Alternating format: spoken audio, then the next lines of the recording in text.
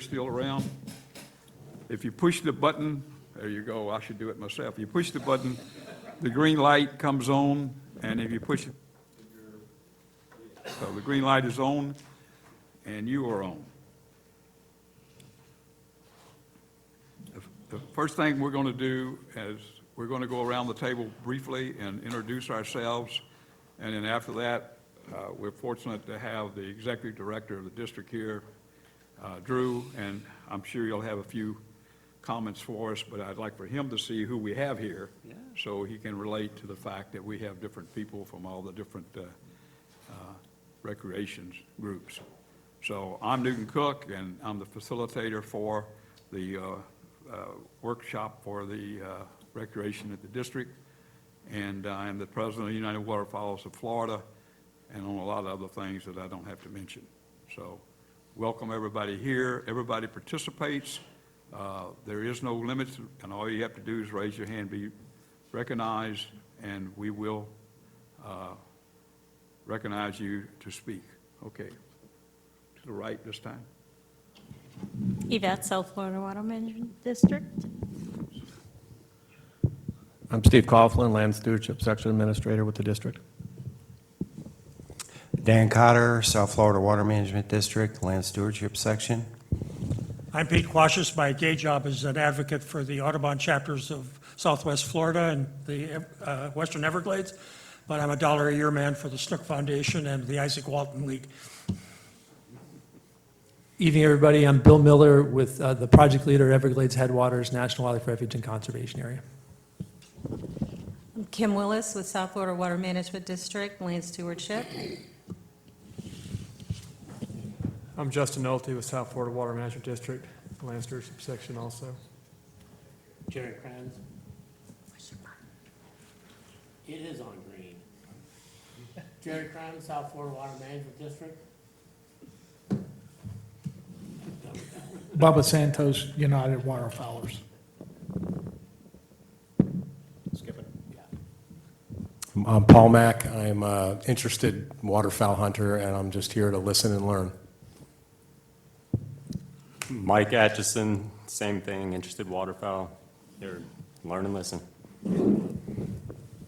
Jim Schutte, South Florida Water Management District, Land Stewardship. Tom McWaters, Florida Trappers Association. Mark Rivard, FSCA, Conservation Group. Mike Cheek, Water Management District. I work on the Kissimmee River Restoration Project. Darlene Tyson, FSCA. Pete Tyson, Florida Sportsman Conservation Association. Steve Stroh, FSCA. Bishop Wright, Florida Airboat Association. Tom Sawyer, I'm with the district in the Office of Counsel. Baron Moody, Florida Fish and Wildlife Conservation Commission. I'm the Regional Administrator for our Division of Freshwater Fisheries Management. And I'm Frank Fernandez, grew up down here, interested sportsman, hunting, fishing, all throughout South Florida all my life, so. Same, Clint Hodges. I use a lot of the land for recreation activity. Rory Feeney, Land Resources Bureau Chief for the South Florida Water Management District. Hey, good evening. Drew Bartlett, Executive Director, South Florida Water Management District. Would you like me to go ahead and say some things, Newton? So I appreciate you coming tonight, everyone coming tonight. I started April 1st at the Water Management District, and I know a number of you were at my first recreational forum. I learned a lot at that forum, and I will continue to learn a lot at recreational forums. The one thing that has amazed me as I took this job is the amount of land we have that we take care of, the amount of facilities we have that we take care of, and take care of with the idea of recreational being a good opportunity to have in those areas of our lands. And so as I am briefed by Rory and others on, how we manage land, how we provide those recreational opportunities, I just learn more every day, and I'm just astounded at what we can do. Newton, I really appreciate your facilitation of this group. Newton is very much a great advocate and stupendous at helping me think about these ideas and these recreational opportunities. So I look forward to hear from other folks and continuing my education process. But certainly, as I've gotten to know my staff, I know that you guys are in good hands with how we provide that opportunity for you. And so if there's anything we can do, you know who to call. Call Newton. No, because he won't hesitate to call me for sure. So anyway, I look forward to this discussion tonight. Thank you very much, Drew. Those of us who work with some of the other water management districts over the years, and even this one some years ago, recognize the positive things that have occurred and the sea change of how this district has opened up the properties as much as is feasible possible to the public, and not just for hunting, but for the fishing and boating and bird watching and all the other recreation. I'm a little disappointed tonight that, the horseback riders are not here, and they always show up when there's a problem, and we need higher support if people are watching out there on the TV. We need higher support from the people who don't come here because they're happy, because someday something's going to happen, they're not going to be happy, and this is a forum where you can make sure that you're heard. We know that we have some great people here, and they come in and they also do work for the district. I don't know whether you guys got up there and had that building project that you had on the Kissimmee River recently, but it's important to all of us who recreate on this property that we take care of the property, and it's important that the district understand how we feel about the properties as well. So with that,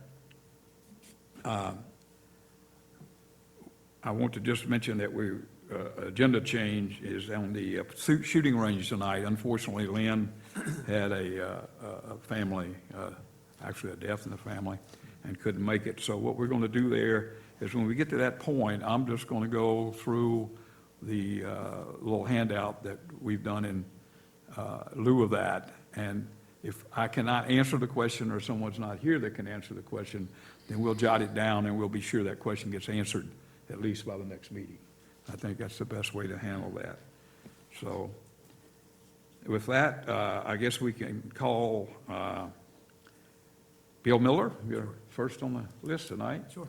And just a bit of forward, Bishop over there is the lead at the trust group, which has been meeting, how many years did we, 8 years? Something like that. 8 years. It feels like that anyway, right? We give a lot of credit to the National Wildlife Refuge Association and to the FWC, because I heard a presentation by the former U.S. Fish and Wildlife guy, Pelizzi, at an Arthur Marshall Foundation luncheon on the island, Palm Beach, to a bunch of gray-haired ladies who have lots of money to give away. And that's why they had him as a speaker. He got up in front and made this presentation on this proposed National Wildlife Refuge Association, National Wildlife, new one, Headwaters. No one had ever heard of it before. I asked him, if I don't know about this, does Bishop Wright know about this? And does so-and-so know about this? He says, oh no, this is all. I said, I don't want to tell you this, but you got a big problem.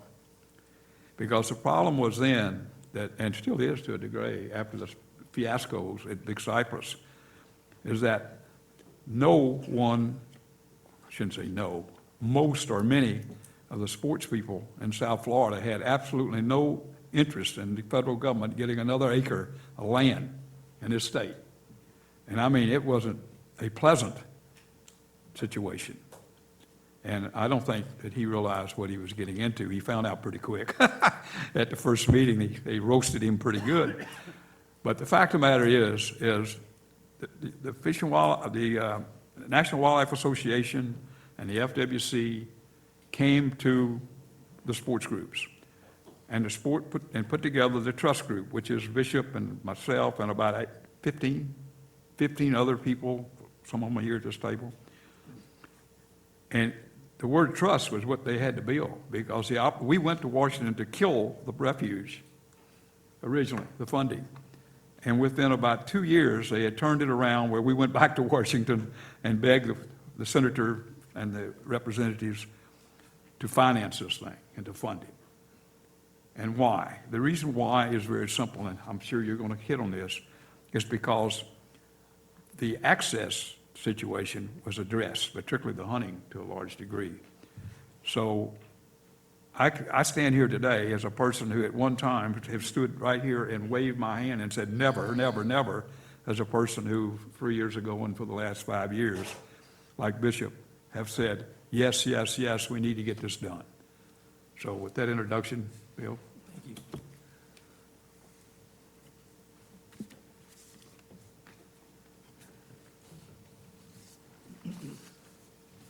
Okay. Everybody hear me okay? Thank you again, Mr. Cook, for that introduction, and Mr. Wright for inviting me or letting me know about the group and cueing me in on the discussions y'all have and the importance of presenting to y'all today about the status of the Headwaters Refuge. So again, my name is Bill Miller. I'm the project leader for the refuge complex. There are 4 refuges in our complex. There's Pelican Island and Archie Carr, if y'all know where those are. And then Everglades Headwaters and Lake Wales Ridge are also managed out of our complex. The complex, we have about 5 people. I say 5, 4.5. We share a law enforcement officer with another complex. So it's a small group, and we've got a big job. And again, appreciate the time tonight to let you know what's going on.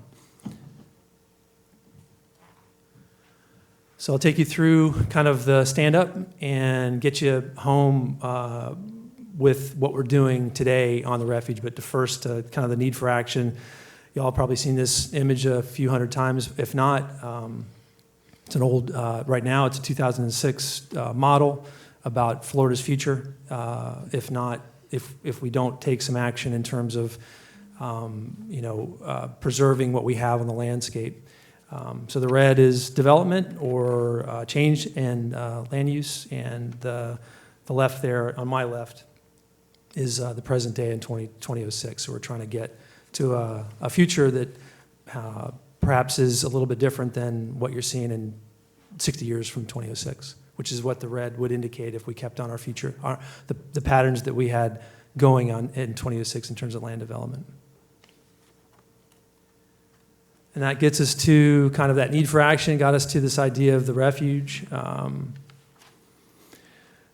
So the refuge was established in 2012. It's a partnership approach to conservation, so we work really closely with our partners in terms of land acquisition opportunities and management too.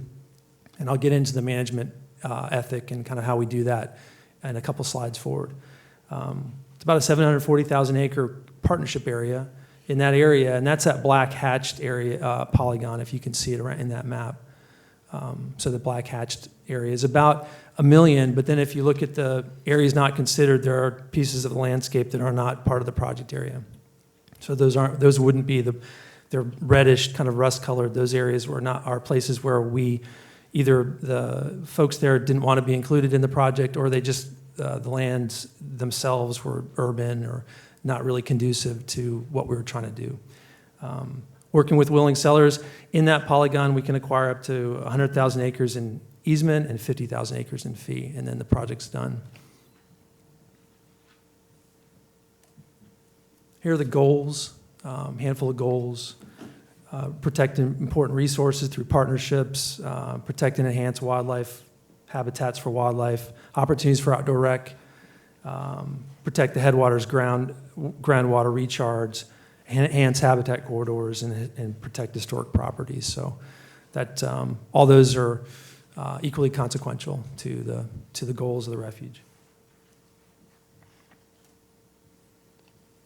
So there's an important document I brought up here. This is what this land protection plan, which you can find online. There's the address, and I've got business cards. I'd be happy to hand out to everybody.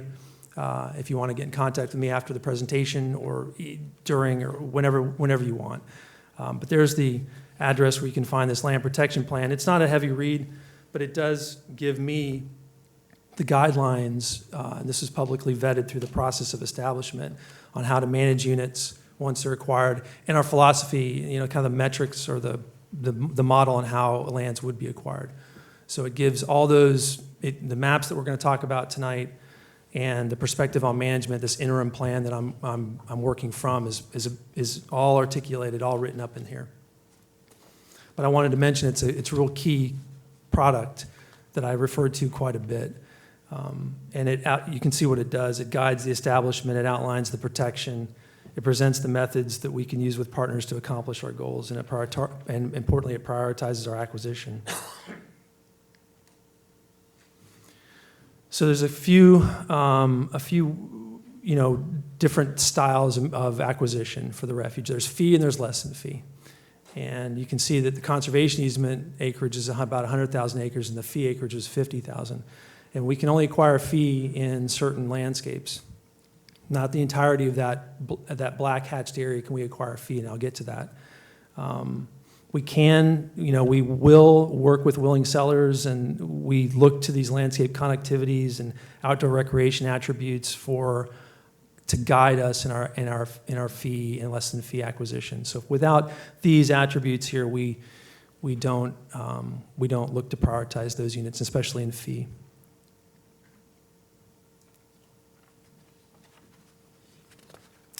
So this slide is the priority model, and again, it's a map and it's in here. So this is all part of this document here, this land protection plan. And it's our priorities for how do you acquire. So this unit is Yeehaw Junction's there in the kind of the, if you all know the landscape, it's 60 and where the Turnpike and 441 come through. So this is that landscape to the south of Highway 60 there, through Yeehaw out towards Lake Wales. And it's part of an area that can be acquired in fee if the landowners were willing. And of course, funding determines that too. So you can see kind of how we look at our priority structure. There's certain tiers in that landscape. Tier 1, Tier 2, Tier 3, and those are all basically sections of land. So and the tiers are based on a couple of different things. One would be the habitat type. If it's a certain habitat type, it'll rank higher than other types of habitat types, and that's identified in this document too. And the other is the connectivity. If you're a habitat type and you're closer to a really good habitat type as far as in terms of these tier rankings, then you're going to rank a little higher. That unit would rank a little higher than a unit that's not as close to those key habitat types. And those would be things like xeric scrub and wet and dry prairie and cutthroat seeps. Those are the type of tier 1 habitats that this document was modeled after. All right, so that's any number of all the blue polygons that we talked about that I showed you at the slide, a couple slides previous. This is one of those, and I'm gonna get to that slide next. So here is that map again. I keep referring back to this one. So the blue polygons there, the blue landscapes, those are the lands we can buy in fee with that willing seller approach.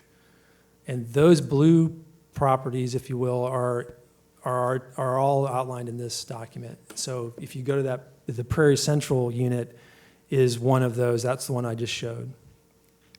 So there's a couple of different units that we look to just to keep ourselves organized. But basically, if it's blue, then we can buy in fee if there's a willing seller. We have the funding, and it's and it meets the priority thresholds. The other units, in that landscape, there's clear, areas not considered, which we talked about, and there are protected lands which are clearly already protected in the WMAs and Avon Park Air Force Range. And then if it's blue or in the white polygon, that's areas that we can buy in less than fee too. So there's our fees in blue. Our less than fee would be blue or the other areas that aren't green or that rust color. And then as far as less than fee goes, here's your priorities. And they're going to be similar to your fee too. So willing sellers are a key.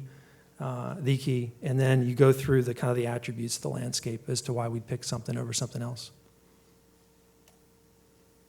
So less than fee, I wanted to give you guys a kind of a quick overview on our less than fee approach. We've acquired since 2012, when the refuge was established, we've acquired about $12 million in easements, and that's about 5,100 acres in easement lands, over 6 easements. They're perpetual. And they're protecting working rural landscapes is the pattern here.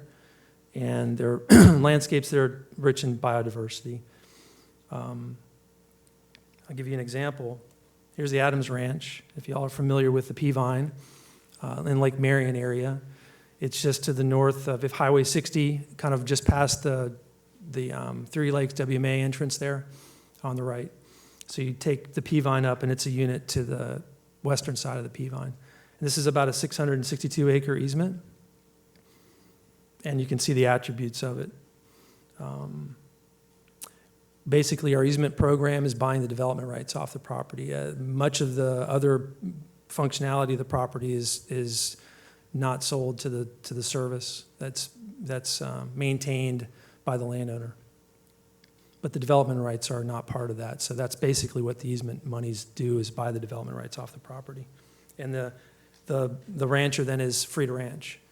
And those habitat cover types, that's Florida Natural Areas Inventory, so we're using that coverage to define the habitat types. And those are supposed to stay there, in perpetuity. Now, if we wanted to, if there was some dry prairie that grew into some hammock, that's not what we're talking about. If it was something like hammock that was plowed over into improved pasture, that would be something that we would ask not to, that's not something that the easement can provide for. But as far as management goes, it's really up to the landowner and the rancher to decide the fate of that once we go into the easement agreement with them. So now to the fee component, similar kind of attributes to less than fee, but outdoor recreation is a key component to this one. And again, kind of stretching back into that map, so the blue, we're talking about the blue units there, the blue polygons. So since we've established the refuge in 2012, we've acquired 5 units at 8.3 million, 3,852 acres. Some of that's been donated land. We've got 2 donations since the refuge was established. So I've got the numbers for those 2. The total acres donated is 746 acres so far. And those donated acres can be mitigation banks, right? The mitigation bank is spent out. Then we'll take if they're in the blue lands, we can accept that donation, and even if it's encumbered, if the landscape's encumbered with some sort of mitigation need, right, that has to be perpetual, we can help manage that. So we'll take that and then add that into the framework of our fee acquisition lands. We've done that twice now. Importantly I'm sorry, let me go backwards. Importantly on this slide is that last note there where we have an MOU, a memorandum of understanding with the commission for Headwaters. I want to get into that next, because that's one of our cornerstones to how we manage the fee tracks. So back in 2012 too, and all this kind of came to closure really in terms of the establishment of the refuge in 2012, along with this document, this land protection plan, and a big, thick environmental assessment, was this memorandum of understanding. And it's an important document. It's something that I referred to quite a bit too. Here's the front cover. This was signed by Mr. Wiley and Cindy Donor, who was our regional director at the time back in 2012. It's a 15-year agreement, and it automatically extends if both parties concur. But what it does is it provides the FWC the opportunity to administer the hunting and fishing programs on the refuge. And that's, so we work very close, hand in hand with FWC when it comes to how we're going to administer hunting and fishing on these units. And I'll get to that in a second. But I just wanted to make sure that everybody's aware of that. The 15-year, it's a 2012 document, it's a 15-year horizon, so y'all can do the math, and I completely intend to continue forward with this if FWC will have us. But I mean, I think it's a watershed document. It's a watershed MOU. It was something, as I understand, that Bishop and Newton, that you all really helped kind of foster, and it was part of the deal, really, for the Headwaters, is to make sure that FWC and us were aligned with how we're going to manage hunting and fishing on these units. So the first unit that we acquired in fee, well, the first unit we acquired in fee was a 10-acre donation at the Hatch and Haw Ranch from the Nature Conservancy. But this was one of the first units that we established as part of the WMA program. This was called the Gulfstream Tract for some time. It's a mitigation site. It's the red unit right in the middle of the map. And if you're familiar with that landscape, it's off Old Avon Park Road. I don't have a pointer. I guess I could do this. It's right around, it's right in here, right off Lake Arbuckle area in the Lake Arbuckle WMA. That's okay. Yeah, okay. So if y'all are familiar with that area, it's about, again, it's about 385 acres, but you can see how it touched into the Arbuckle WMA and the state forest there. The greenlands are the Lake Wales Ridge State Forest. So those were already acquired by the state, and we just received this donation through Gulfstream. It's a mitigation site, and added it to the Arbuckle WMA through the guidance of Bishop and the Sportsman's Trust. That was a great idea. So that's what we did. We rolled it right into Arbuckle, and we were able to do that because of this interim plan that's in this document. So this interim plan provides us the opportunity when we buy something in fee to provide outdoor recreational opportunities pretty quickly after we acquire, if those units supported outdoor recreational opportunities when we acquired them. So this one did, and we were able to establish it in the WMA pretty quickly. In fact, if you look at the Arbuckle WMA, you'll see the rules and regs there, and it's consistent with, we just added the unit in there, so it's part of the Arbuckle WMA. And here is a kind of a better map and articulates some of the attributes that, again, are in this plan. Hunting, fishing, wildlife observation, photography, horseback riding, primitive camping, hiking, walking, jogging, bicycling, all provided for on this unit. And there's your, I put a note down there. If you just refer to the Arbuckle WMA, you'll see it in there. You'll see all the rules and regs. The next one is the Hatch Ranch, or the Hatch and Haw unit. There's Lake Hatch Road, Lake Hatch and Haw, and the proximity of all those, of the chain of lakes and the Catfish Creek Bassard State Park. It was about 1,500 acres, and we bought about 1,000 through the Nature Conservancy, and the rest of that was a donation from another mitigation site that was spent. So it was adjacent to this unit, and we were able to acquire it as a donation. So it added on another 300 or so acres. It's a mix. Well, you can see what the habitat types are. And we established the WMA on this unit. That was the next one we established. So this one's, we modeled it off of Arbuckle, and but it's part of the WMA family of lands now. And it's the first hunt we had on it was last year. And again, it's got its own brochure. There's the note on the bottom, and there's the same attributes that are provided for public use.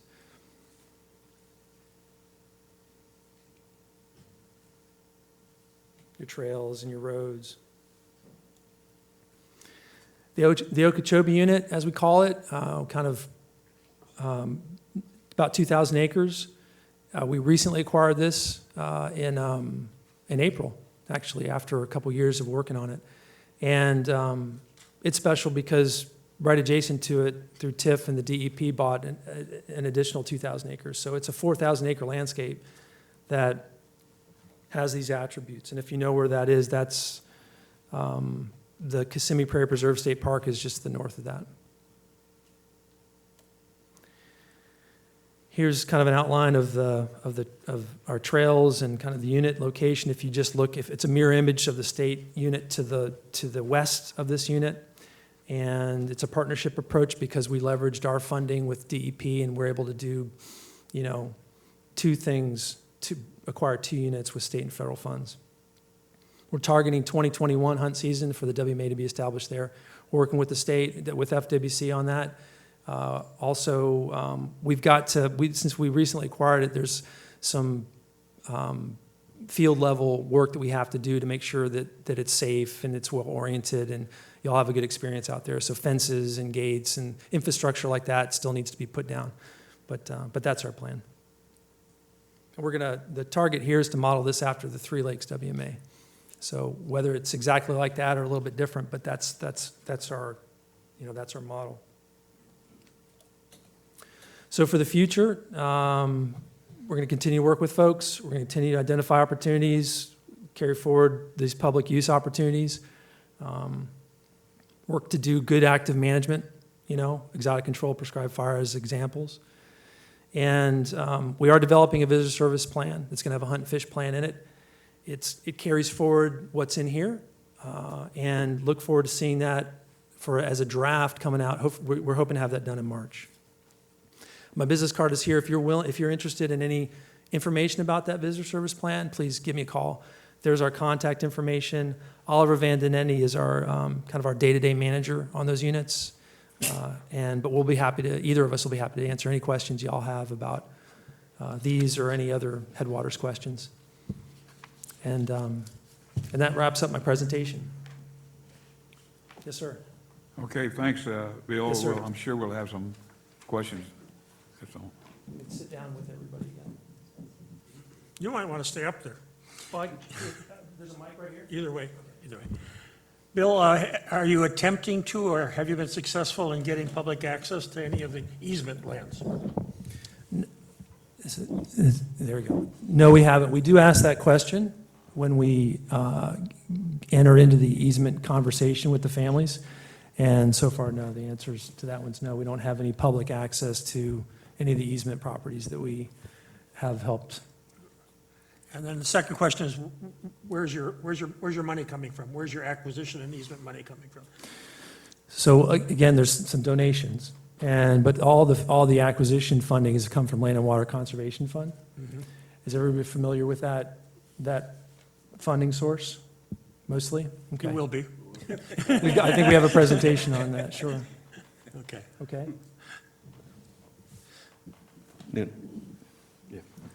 Bill, on the properties that were acquired, they're incorporated into the WMA system. Does Fish and Wildlife Commission assist with the land management, or do you all take the lead on that? So for hunting and fishing, the MOU articulates administration and conducting, administering the hunt and fish program. So the rest of it, the other types of public uses will take lead on.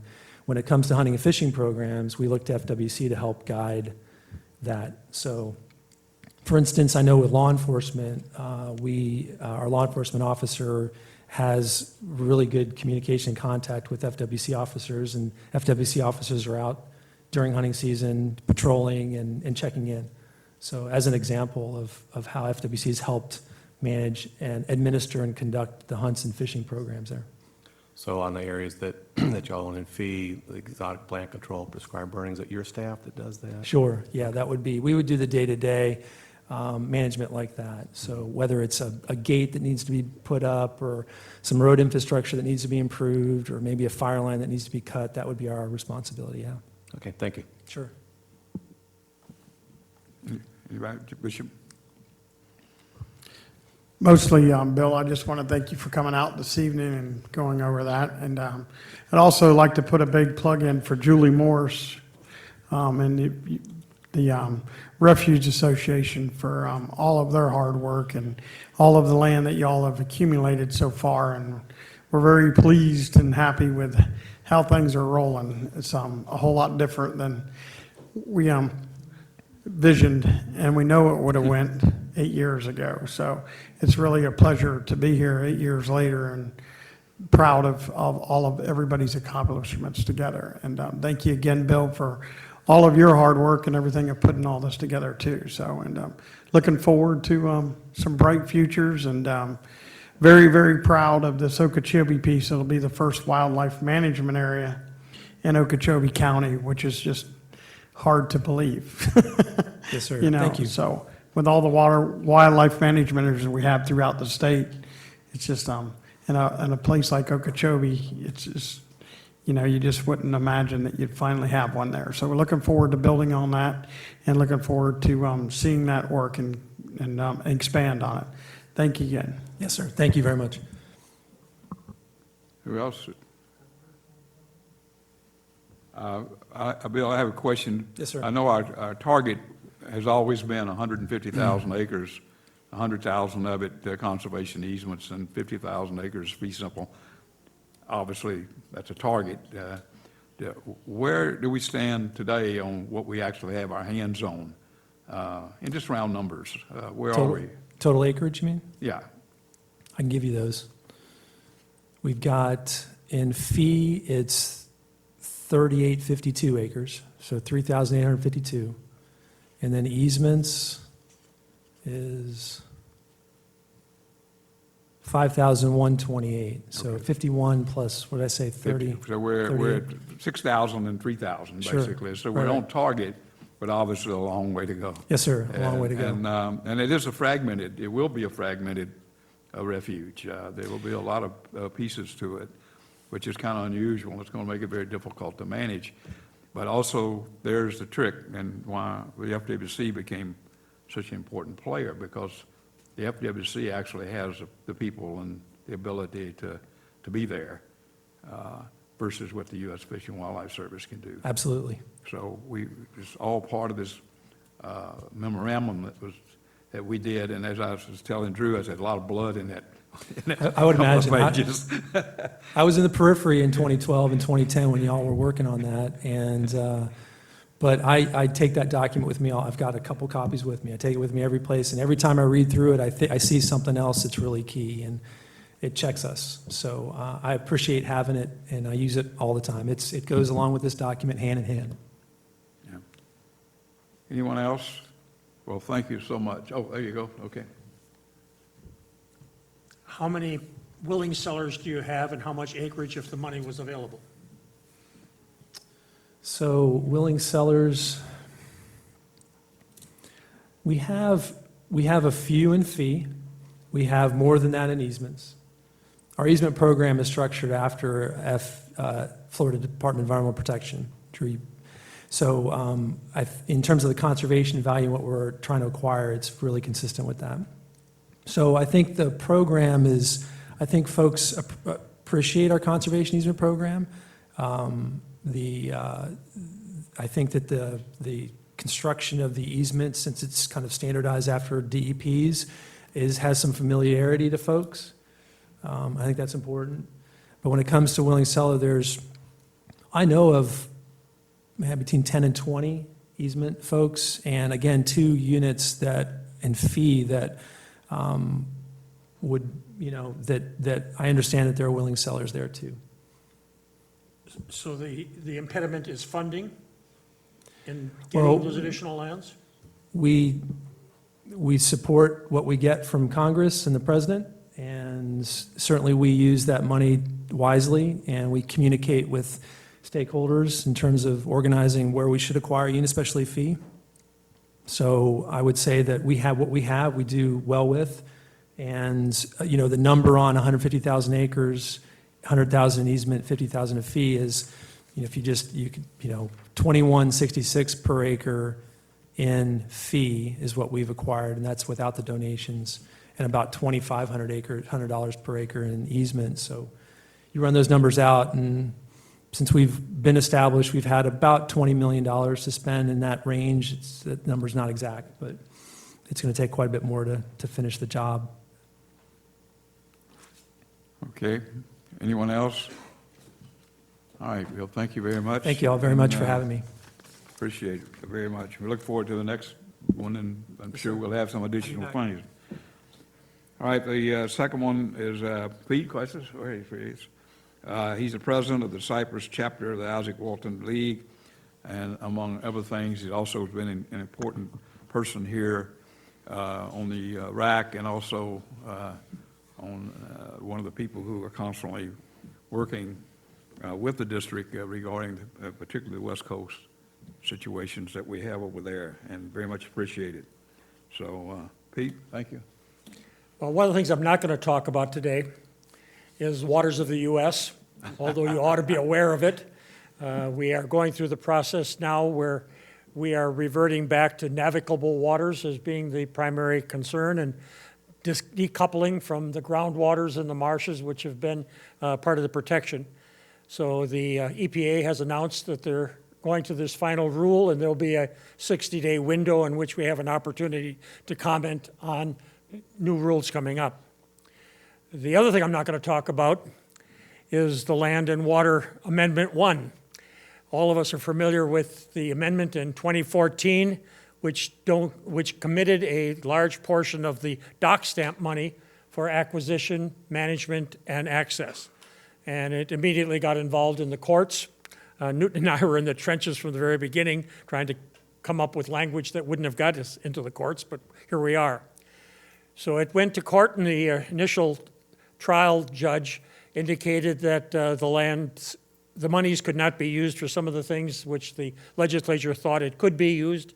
The appellate court has said, yes, the legislature probably is right, but they remanded it back to the trial court. So the problem is that money is frozen right now, and I think all of us are looking forward to the time where this issue is resolved, and we can then utilize that dock stamp money, which should be available for management, and access, and acquisition in the future.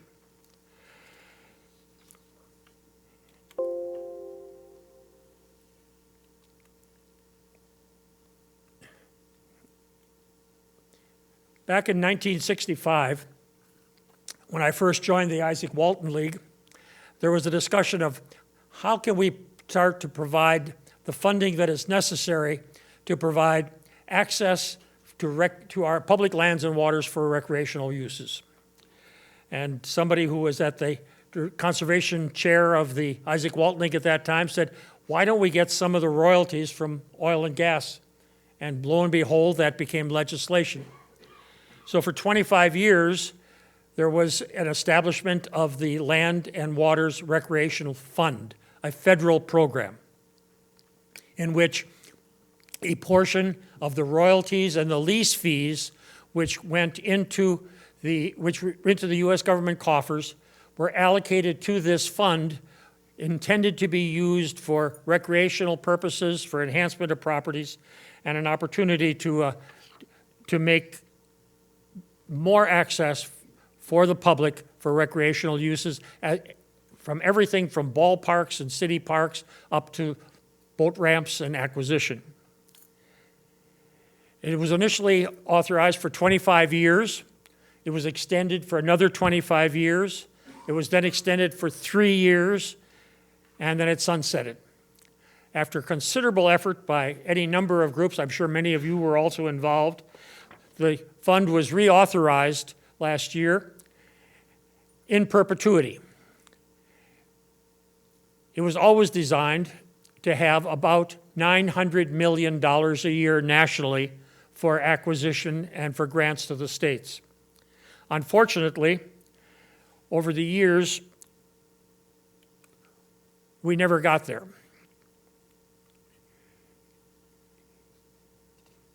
There's only once in the history of the 50-year program that the $900 million was there. There's been $400 million a couple of times, and that money has been used for lots of projects, almost 43,000 individual projects, and all kinds of projects like the acquisitions we're talking about in the headwaters. If some of that money went for Ding Darling, some of that money went for the national park. We have had good results in Florida from this opportunity. The administration, once it approved in perpetuity the program, then zeroed it out in the budget. Fortunately, Congress has stepped up in past years, and made appropriations that have allowed the program to continue. That level has been about $500 million a year nationally. And in the 2020 budget, the House has approved $500 million. The Senate is currently in hearings deciding what they will do. But it looks like we will end up with considerable funding in the project in the years to come.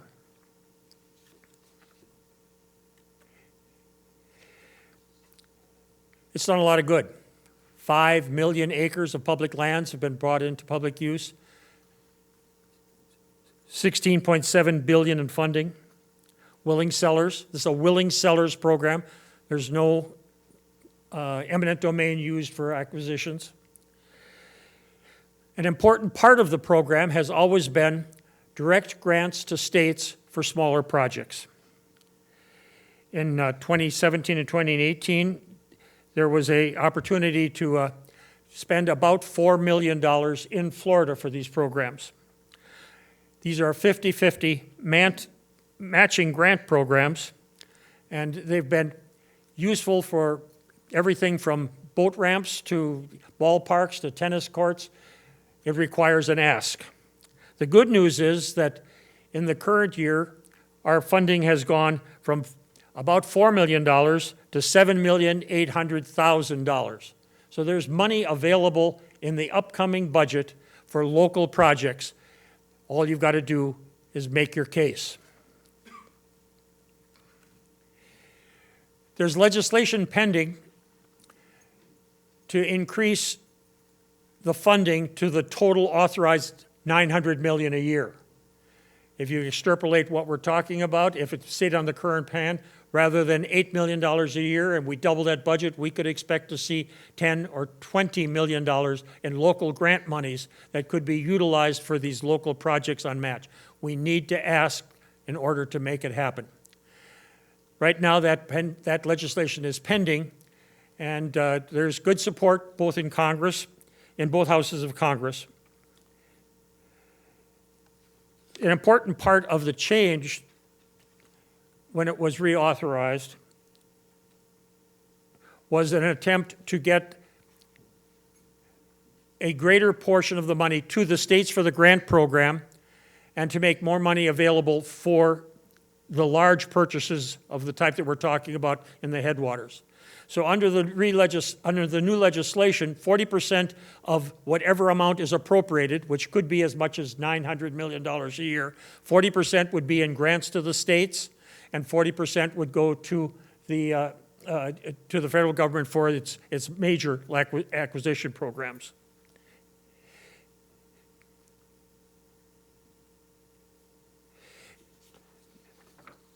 The good news is that it looks like we're going to have an opportunity to do some serious acquisitions and some serious projects. I looked on the map the other day, and our coastal counties have done quite well. Many of them have aggregates of over $2 million worth of projects over the years for local parks, for local facilities. But if you look at the interior for Okeechobee or for Highlands or for Glade, there's virtually no project that has ever been funded, probably because they've never been a serious ask. And what we need is that opportunity to move forward and see if we can't get some of these programs funded at the appropriate level. Now, the difference is that the Land and Waters Conservation Fund program is the state program. As I said, in past years, it's been about $4 million. This year, it is close to $8 million. If the legislation and the appropriations which are pending are successful, we can expect to see more of that. It's administered by the DEP. They've got a full program with people allocated to answer questions and help you walk it through it. Any government entity can ask for a matching grant program under the state program. The state match can be in kind. So if you are a conservation group and you can put labor and time into things, that can be part of the county or the city or the entity match to make something happen. We want a new boat ramp, we want a trailhead, we want some decent parking.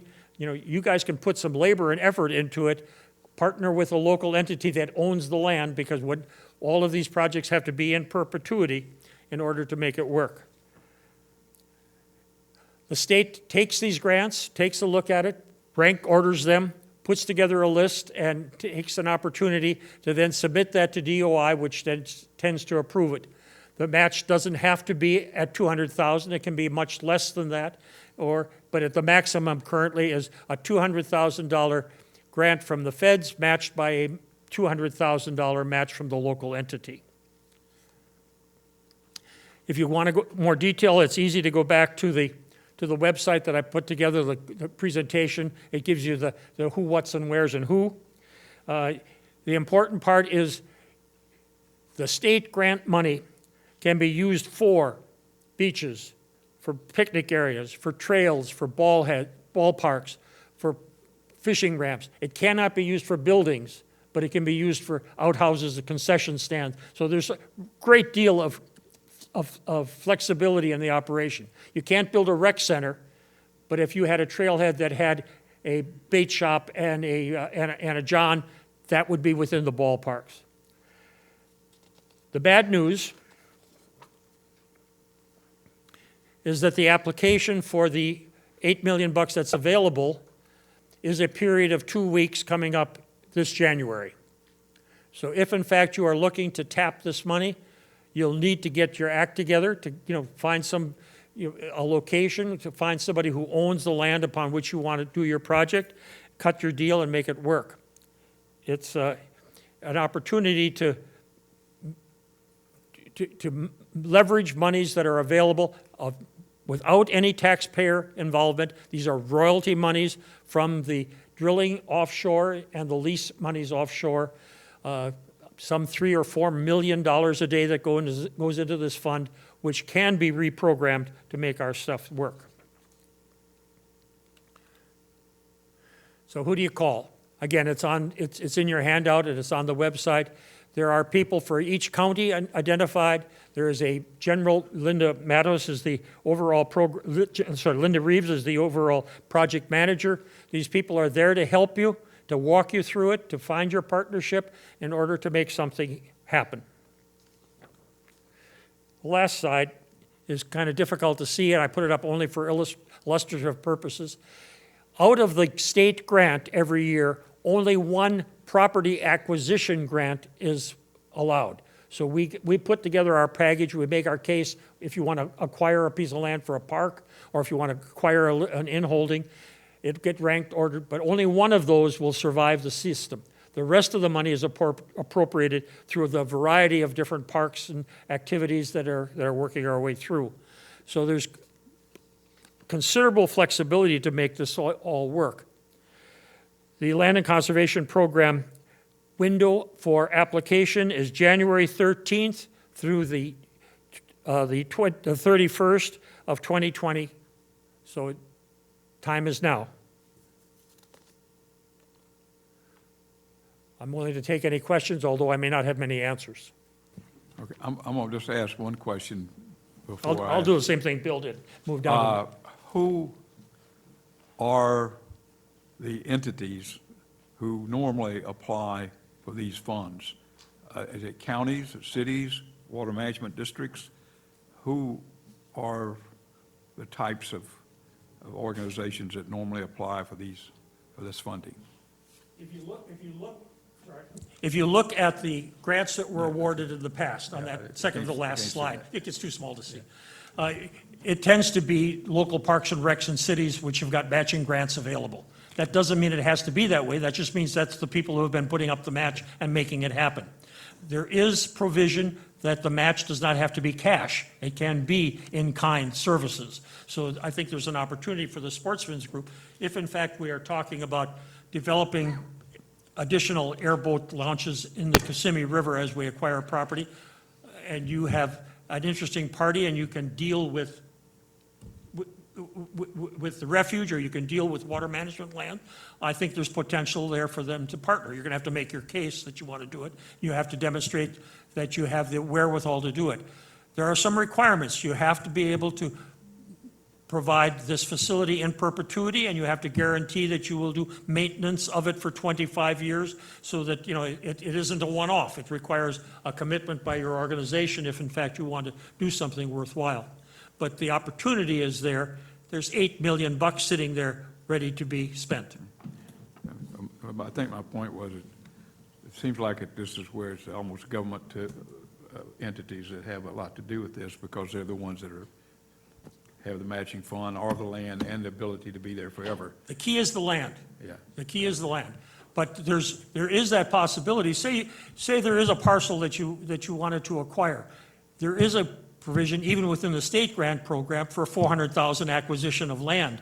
And then that could be enhanced with a number of other smaller grants to build the boat ramp, to build the trailhead, to build the facilities, to do the trail. All of those things could be bundled together with a series of asks. All of those are permissible under the rules. Okay, next. Yes.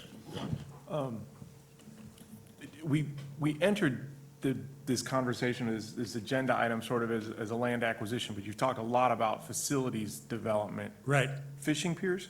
Because fishing piers are approved under this? One more time. A fishing pier.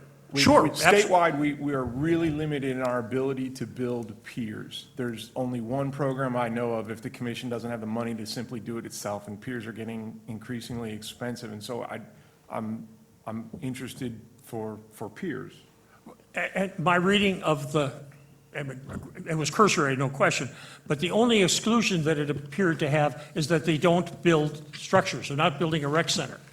But they, all of the rest of the kind of things, the trailhead, the bathrooms, even a concession stand were specifically indicated as possible. So yeah, I would think a handicap duck blind, a fishing pier, a boat launch, an enhancement of a boat launch, all of those things certainly seem to be things that could be considered if you've got the right partner and you could do your package together. And then perhaps a overly technical question, but the match, can it be federally sourced?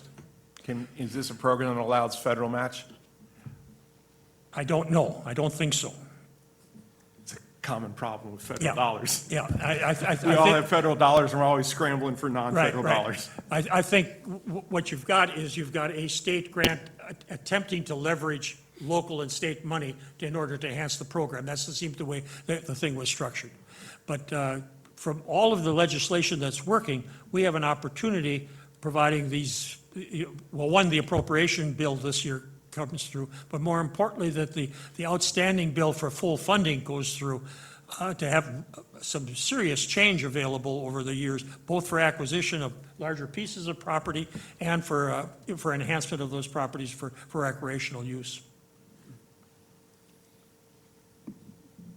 Anyone else? Good. Oh, yes. Pete, I had a question. Under the state grant program, I think I saw on your slide, eligible participants was local government, but Right. not state or federal agencies. Is that correct? That's my understanding. Okay, that was mine too. Yeah. Just wanted to clarify that for Aaron's question. Okay, thank you very much, Pete. Appreciate it a lot.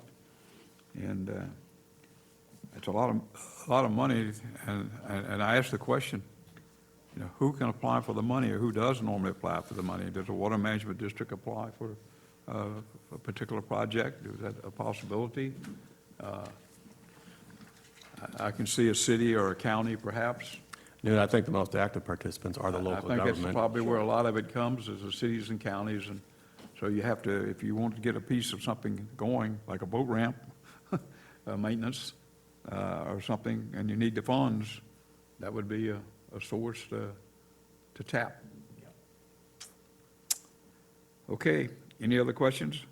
Now, on the next item, number 4, unfortunately, Lynn has had a death in the family, so we're going to have to kind of wing it through this shooting range, and there is a handout, which I have somewhere. Here it is. There is a handout which you should have, and I think about all we can do here is just go through this, and if anyone has any questions that they want answered, we will make a note of that, and we will see to it that it's answered at the next meeting, or you might hear something direct. So is that fair, a way of handling this? Now, I can tell you about this Palm Beach Shooting Sports Complex. Bill Klein and I went to the first county commission meeting I ever went to lobby or advocate for anything was at least 10 years ago, when Bill Klein from the FWC called me and asked me, will you go to the Palm Beach County and lobby for a shooting range? I had no clue what was going on at the time.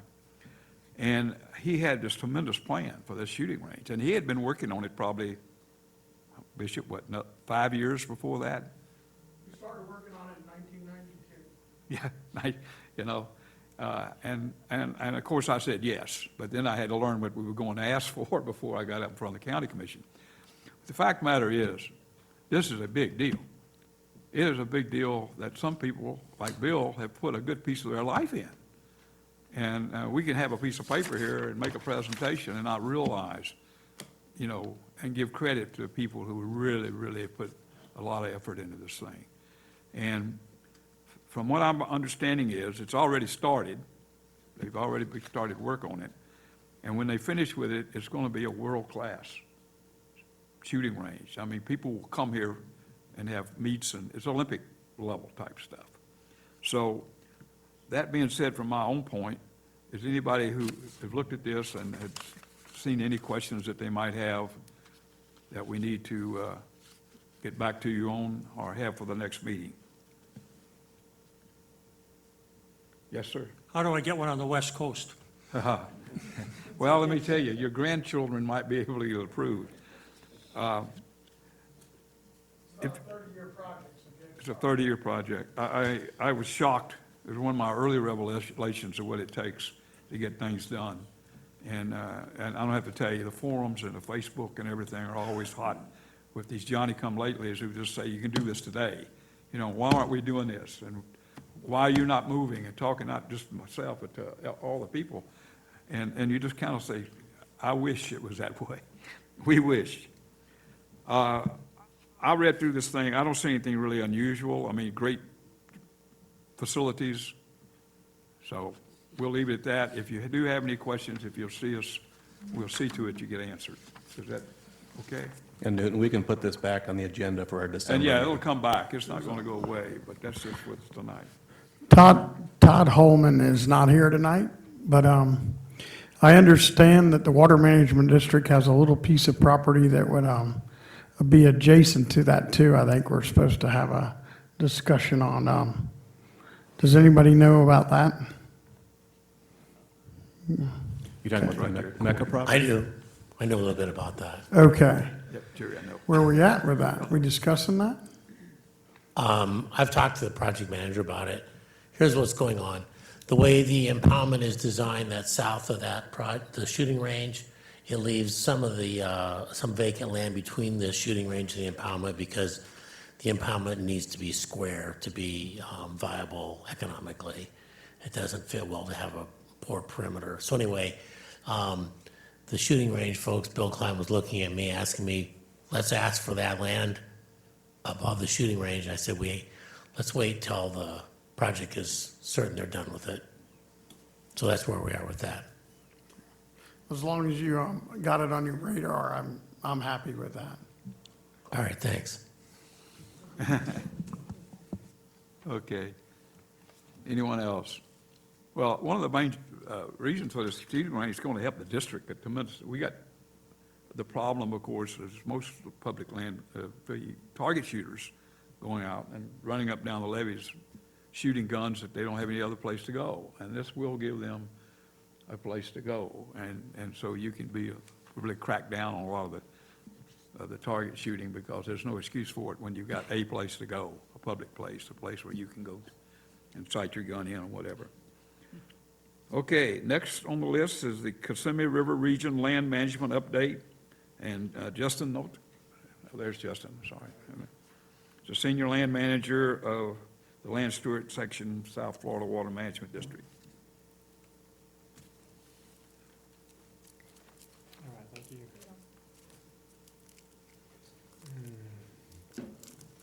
Well, good evening, everyone. So can you hear me? All right, my name is Justin Nolte. I'm the Senior Land Manager for the district's Kissimmee River Land Management Region. I came down here this evening from Okeechobee to give you all a little update on what we're doing up on the river. So first, I thought I'd let you all know who is up on the river with me, and then give you an idea of where we work, and then generally describe the kind of activities we do and get into some more specifics on a couple of the activities. So starting out with who's in the region, there's obviously me. I'm the Senior Land Manager. I'm generally responsible for the planning of management activities and overseeing the district staff and activities in the region. Andrew West is the Assistant Manager up there, and he's primarily out in the field, keeping abreast of conditions in the field, providing contractor oversight, and providing me with management recommendations also. Then we have Michael Douglas. He's our Senior Land Management Assistant and our only technician in the region. He is primarily responsible for implementing our on-the-ground activities for our management plans. He's also responsible for overseeing our Department of Corrections crew. And the DOC crew primarily takes care of our labor-intensive routine maintenance obligations like mowing, fence construction, and generally keeping our public use areas clean. So that essentially covers who's in the region. We're talking about where we work. The Kissimmee River Land Management Region falls within 5 counties, predominantly in Okeechobee and Highlands counties, with the primary focus of the region being the Kissimmee River. The region manages roughly 56,000 acres of district and state-owned lands, and this includes Kisso up off of 60, the public use area along the river, Hickory Hammock up off of 98, Grassy Island just north of Okeechobee, Nubbin Slough southeast of town off 710, Lemkin Creek a little southwest of town, the Lake Okeechobee watershed properties in Glades County, Lamb Island at the headwaters of the Chandler Slough and Istapoga Creek between Lake Istapoga and the Kissimmee River. So that is generally where we work, but depending on district priorities, we will travel. So to give you an idea, here's a list of the primary resource management activities that we engage in.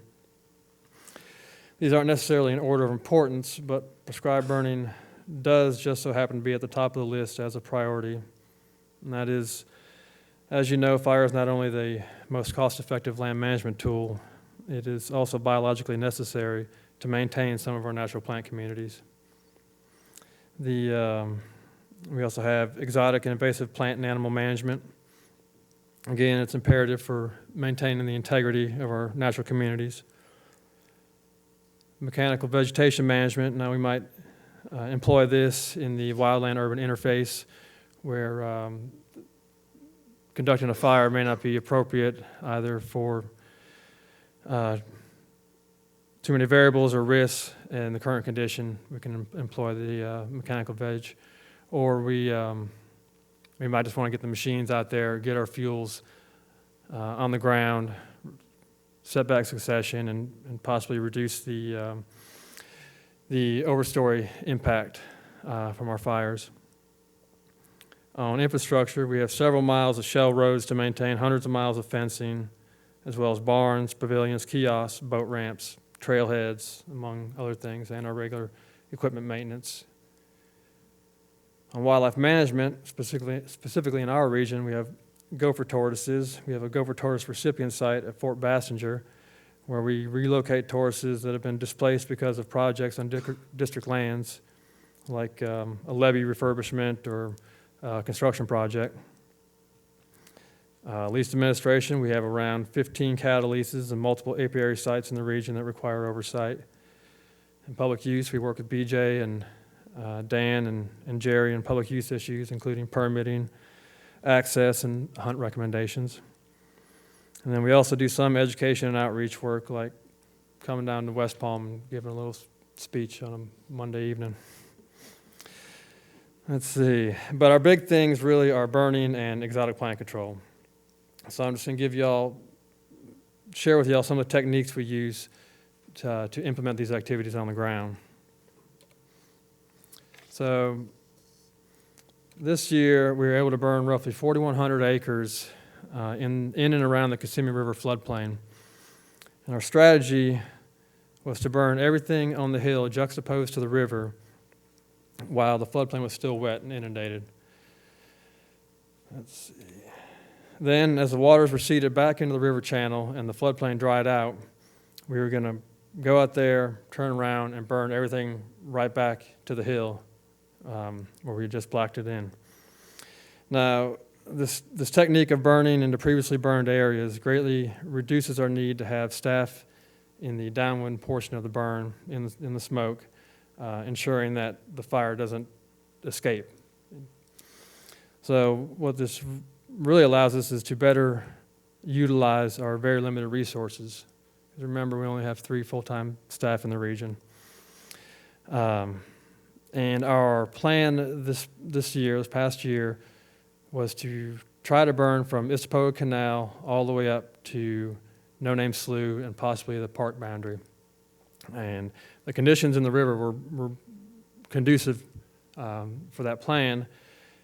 However, we were only able to capitalize on a couple of the few available west winds to blow it back into the hill before a large water event forced us to look at moving on into next year. So that's what we did. We spent a lot of effort on Blanket Bay, cleaning up the boundary and establishing fire lines in the preparation of possibly putting fire on the landscape in that area. So starting now and into next fiscal year, we plan to burn Kisso and Blanket Bay up there south of 60.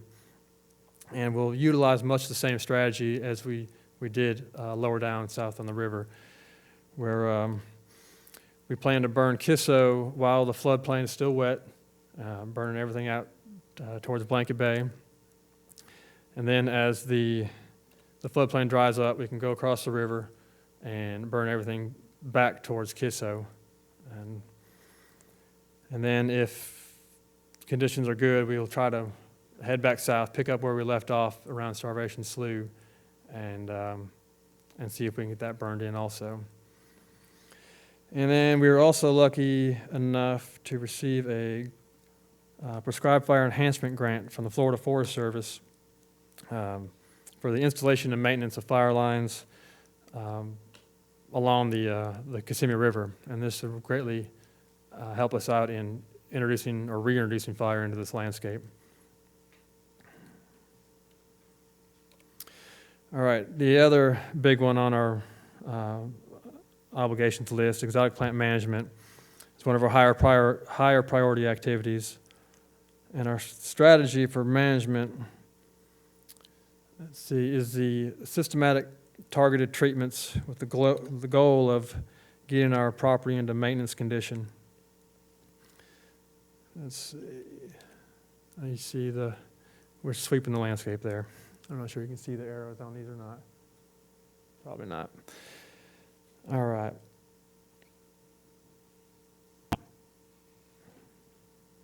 All right.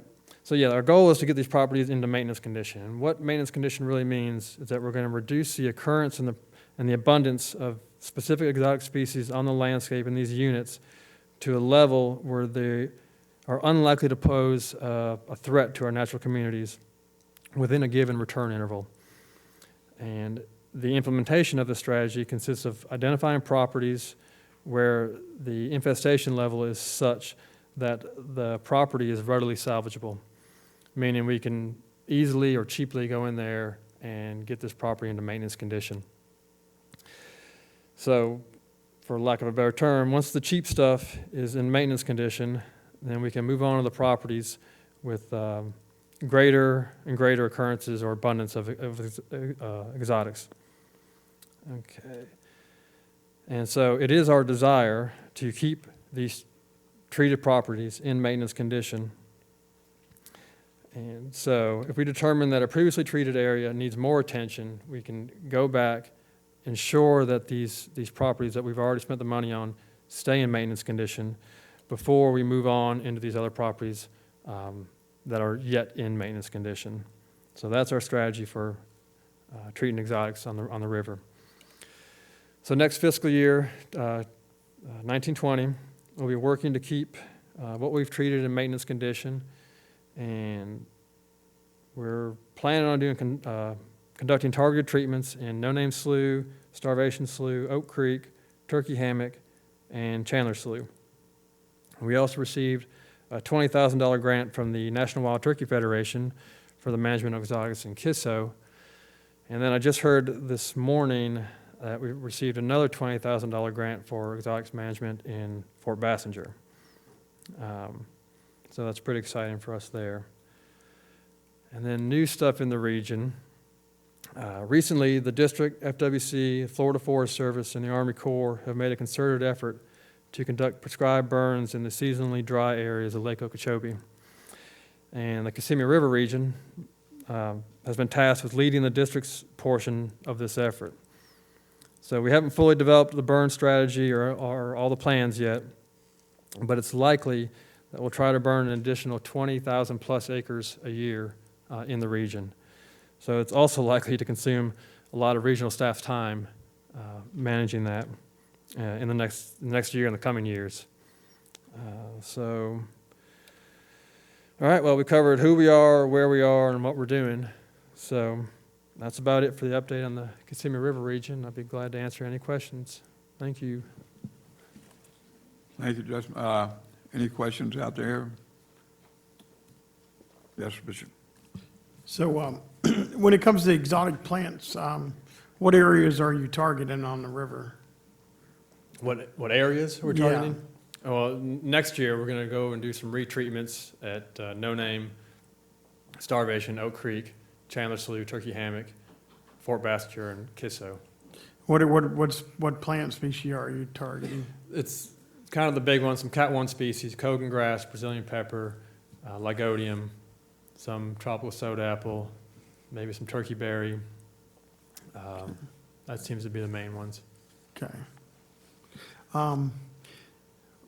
What is that maiden cane grass that's out in the floodplain? What is, I know that's not what it is, but West Indian marsh grass. yeah. Is there any plan of attack on that, or what's the story with that? I can't say we necessarily have a plan of attack. We're looking at different treatment methods. We're looking at our prescribed burn plan and implementing that in the floodplain, and how it, combined with hydrology, is able to help, knock West Indian marsh grass and pearl grass and some other exotics back, torpedo grass also.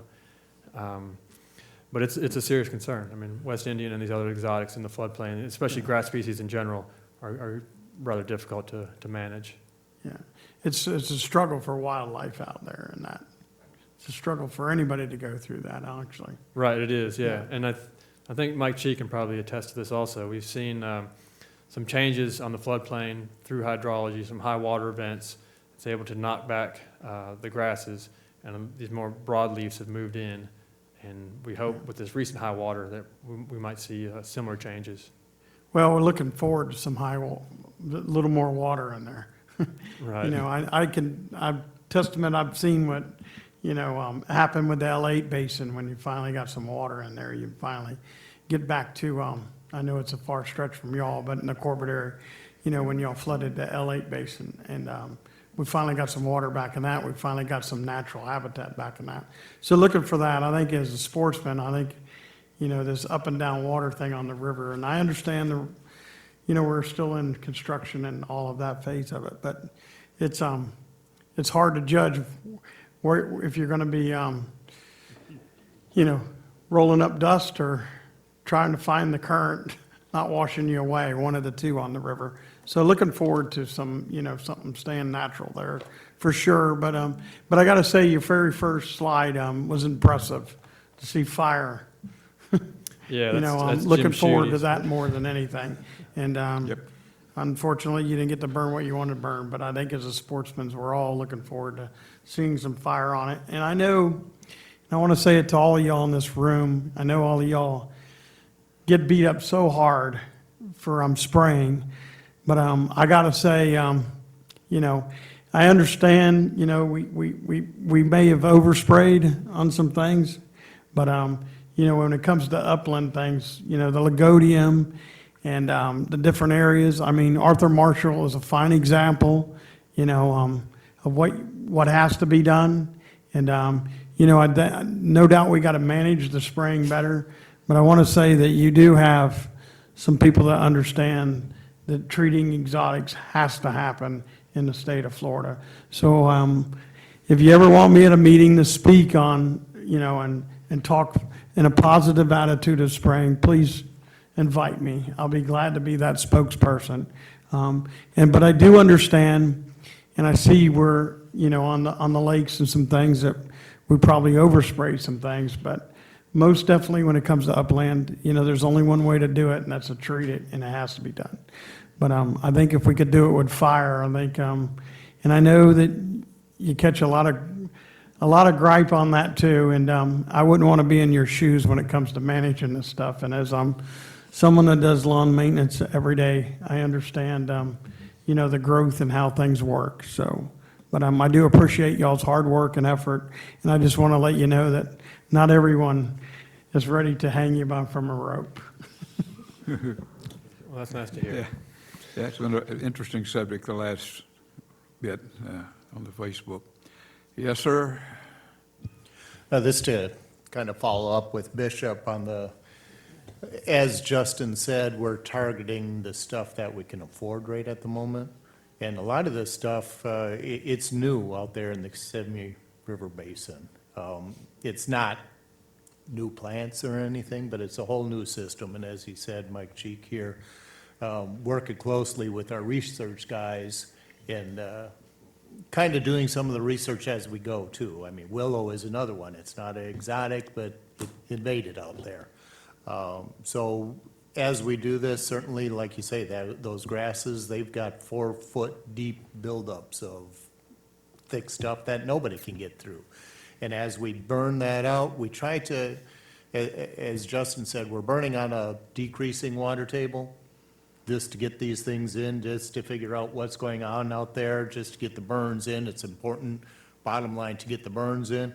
But at some time, it would be interesting. We've killed progress on the increasing water table. Some of this stuff, if you burn it at the right time of year, after there's opportunities to have the water kill it instead of the herbicides kill it. But also, we're working with the research guys to see what the fires are doing to the willow, what the fires are doing to some of this other stuff. And as soon as we get a little bit more comfortable with what we're doing, the effects of it, specifically on those grasses and the willow, then we might be able to implement something a little bit more targeted on all that. But certainly, it's not lost on us that that's part of our goal too, not just the reintroduction, but for the specific issues that are happening and have happened in the floodplain out there at the Kissimmee. Well, you know, I've seen it like in the L8 Basin, you know, when the willow took over, the water came up, that was the first thing that went out. I see a lot of willow along the edge lines of the Kissimmee River, and that doesn't disturb me as much as that other grass. But, you know, and years ago, I seen the flood basins of, you know, the Lake Okeechobee had the torpedo grass, and there was a lot of effort put into that. And I, as a sportsman, I see it. I can tell you that your effort works, and, you know, I've seen it in other places and looking forward to seeing it happen here. Like I said, you know, flooding it, and there's all kinds of other things. There's more than just spraying it that has to happen to make it happen. And I understand that, and I've seen it, so I know it can be done. And I think if we all put our mind together, we can do it wisely and manage land to the best of our knowledge. So, but in the river, I just see the water up and down, and I know with the construction that's hard to do right now, but I think we would rather see more water in there than less water in there, and probably less water in the Everglades and more water there. And, you know, like I said, I wouldn't want to be the one running that faucet on them. I tell everybody that whenever I see it, and I applaud y'all for that, so. And Bishop, I'd just like to address the construction issue, the headwaters regulation schedule, which will manage the water coming out of S65 that feeds the river. We're expecting that to be roughly, right now the predicted time is 2020. So until that time, we're going to see that flashiness, like you're saying. And then the grasses, they seem to have thrived. You know, the West Indian marsh grass and the proggrass seem to have thrived on that flashiness, the high highs and the low lows and the extremes and variability. So until we get that, and like Jim said, we're still kind of learning how to even treat it. Even if we had, you know, we threw $1 million at it right now, what would we even do as far as the sequence of burning, flooding, and herbiciding? So Dr. Stephen Enlow from the University of Florida did some treatments out there, experimental treatments in Oak Creek area. So he's writing up the efficacy of different herbicides on West Indian marsh grass. So it's not really known even what the best treatment method would be. So we can expect to see change hopefully after headwaters is implemented. And then, like I said, it'll be that combination of burning, flooding, and herbicide, with, minimizing the herbicide use out there, and it's constantly changing. I mean, we've seen that, the progress, and West Indian is the dominant herbaceous grass out there, and it's certainly not the restoration target that we were looking for, so.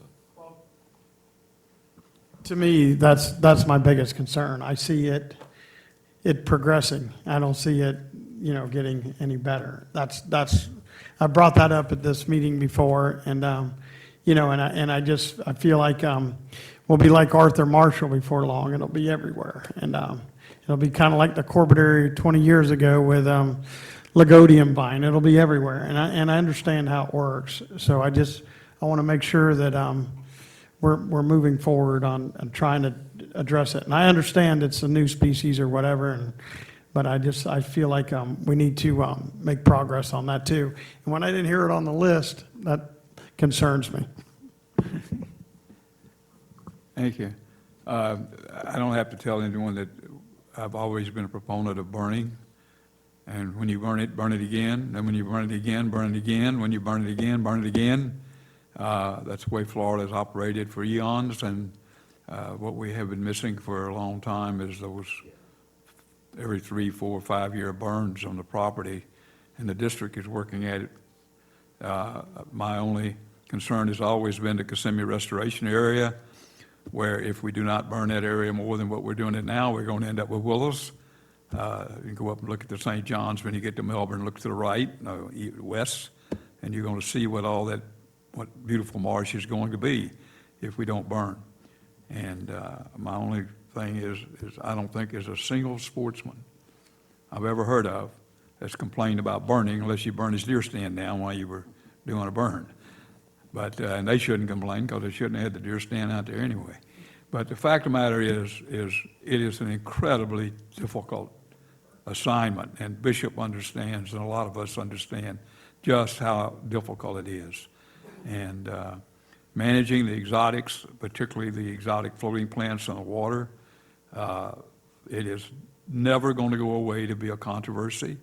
And but some of us have to speak, as they say, to the truth, and that is that you cannot allow the exotics in this tropical climate that we live in to just grow, because soon you will just have a lot of exotics.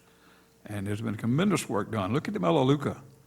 When I came here in the 90s, it was Melaleuca everywhere, and it was just horrible, all around the lake and everywhere. And it's been an incredible positive thing that's happened, because today it's relatively rare to see much of it. So just you have a lot of support. That's what we're trying to tell the people who are out there trying to manage this land. But we have to be careful not to allow places to go to willows, because we're trying to pay more attention to water levels than the actual burning. Okay, anyone else? Thank you. Jerry, I think you're up next. You know Jerry Krentz?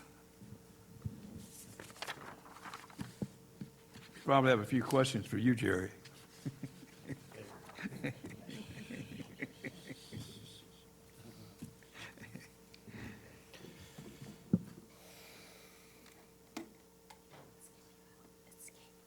Escape. Help escape.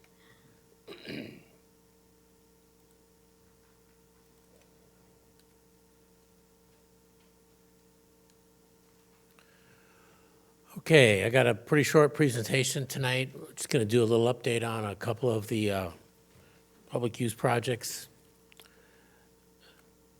And so we're just going to talk about SDA 1 West expansion, both number 1 and number 2. And then we're also going to just let you know a little bit about it, the A2 SDA design. And we'll talk about the Python Youth Hunt that we just finished in July. This is the SDA 1 West, which is additional acreage on the west side of SDA 1 West. This is our expansion number 1, the public access area. This project was substantially complete May 31st, 2019. For us, that means that we'll get into the next season. We'll open it up in 2021. All goes well and everything with the vegetation out there. our typical activities, which we typically have at an SDA. You know, we have it open daylight hours on the long weekend, Friday, Saturday, Sunday, Monday. We have hiking, biking, fishing, bird watching, and wave hunting. And so that's just pretty typical expansion there. And then this one will connect down to SDA 1 West expansion number 2. And this looks like kind of an odd outline for a project with the line sticking up like that, but that's a channel that they're going to build from 1 West down to 2, or down to SDA 1 West number 2. It's a line channel. And again, we're just starting with this one. We're in the preliminary design stage right now, so I'm participating in that portion of the project. This project would be completed approximately December 31st, 2022. And again, the typical activities are pretty much the same. One thing that's different with this project is that because of its location, we don't have a way to get vehicle parking on the project for the Friday, Saturday, Sunday, Monday activities. So we're hoping to get people over there coming in through the refuge via boat somehow. And, but we imagine we'll have our typical FWC managed hunting would probably come in from the water conservation area, which is just at the south tip of this project. And because we can drive within about a mile of the project right now. So that's where we envision that happening. Hopefully we'll make that work out. Otherwise, we'll find another way to get on there, I guess. This is the A2 project. You're familiar with the A1 FEB. That's shown on the map there at mile marker 60 on US 27. We opened that up a few years ago. And this project is also just starting in design. I don't have a completion date for this up here. This is a SERP project. It's the Central Everglades portion of that project. Again, with the SDA, same typical activities. And we're going to do exactly what we're going to follow what's already in the Central Everglades plan, which is this is the right out of the Appendix F that was approved by Congress. You can see where the A1 is, and then next to the A1 to the west is the A2 reservoir, and the Corps will be designing that. I've asked to be put on the team. We'll see. I probably will be, but then we have the A2, which is the district is designing that one, and we're working on that one already. So the facilities that we expect to see in the SDA, you know, parking, shelter, bathroom, and signs. For those of you who've been out to the SDAs, you can expect to see pretty much the same setup. And next one. We were able to, earlier this year, get in a python hunt for the youth hunt program of Florida. This is part of our larger effort within the district to put more attention on pythons. And so we have a youth hunting program, and we're able to partner our python program with our youth hunting program and put in one hunt. I can thank Bishop for helping me out with that one. He got to be the hunt master. That was one thing we had to get out there to get Bishop to promise to do that, and that helped us bring this to fruition. And really, the youth hunting program of Florida is a Fish and Wildlife Commission program. We provide a lot of our lands available for them, and this was a situation we just were able to start it off with a new species with the youth hunt program. In this picture, this young girl here just caught a python, and she's putting it in the bag, and I had a little trouble getting a good picture because everybody was standing around taking pictures. But in the background, you can see all those bags laying there. Those are full of snakes. So it was quite a party that night. And later on that evening, this young man caught a snake, and here he's got a pretty good picture of him with his python. I think it was about 7 feet long. And that evening, they caught 4 pythons, 2 juveniles, and 2 about this length. So that was pretty much it for me. Pretty short and sweet, unless we got questions. Jerry, would you put back that A2 STA design. Right there? Slide. Yeah, right there, okay. I think that's, if there's any questions, that's going to be the one people are going to be interested in. Yes, Bubba? All right.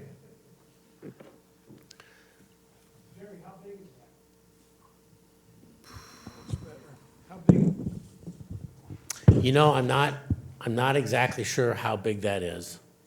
It's about 6,000 acres. That's probably right. A1 is 16,000, so you look at A2, it's maybe a little less than half of A1. Is The that, west. is that going to be like an SDA type hunt or like the FEB? We anticipate that being like an SDA type hunt where we actually have quotas for waterfowl and a check station, so forth. Okay. Now, the C-44, how about any hunting on that? Well, we anticipate having that as a place we can hunt within the SDA. I've been told that will be a fair amount of cattails in there, but they're not quite done with that project yet. How about deer hunting? Let the legal guys get it instead of the poachers. Well, we're not going to sponsor illegal deer hunting, as you know. Actually, an SDA is usually a public small game hunting area, so you have to have a WMA in order to have deer hunting. So I don't think that's going to happen on the SDA there, unless we've got lands that are not incorporated into the SDA that we could do that with, but I haven't seen that in there. Okay. I'm good. Okay, anyone else? Yes, sir. The expansion of STA 1W, is that just going to be more parking spots? Yes, that should result in more parking spots. Let me go back there. See, on the north end here where it has, we have the access arrow, we've got a parking area there that's about 100 by 800 feet. That's for a check station. And then this is approximately 4,500 acres of SAV, is what is submerged aquatic vegetation. And so we anticipate that that would be approximately 2 hunts by waterfowl, by the way we count the waterfowl. Like in STA 1 West right now, cell 5B, which you're familiar with, has about 40 parking spots in it, or 40 permits. It's like 2,500 acres. This is like 4,500 acres. So it could probably have a Saturday and a Sunday hunt. We went out to look at that the other day, and right now it's growing into cattails like most of the area. But my understanding is that it's supposed to be managed as a more submerged aquatic vegetation area, which would be very helpful because particularly with Area B in 1 West is it's going to be difficult to hold the quota numbers in there because the open water is shrinking. The front area on 1 West is in pretty good shape on the very front, the very northern side, but it deteriorates rapidly along the backside where it's pretty well gone to cattails. So it's going to be a struggle on 1 West, and I know 3-4 is also shrinking.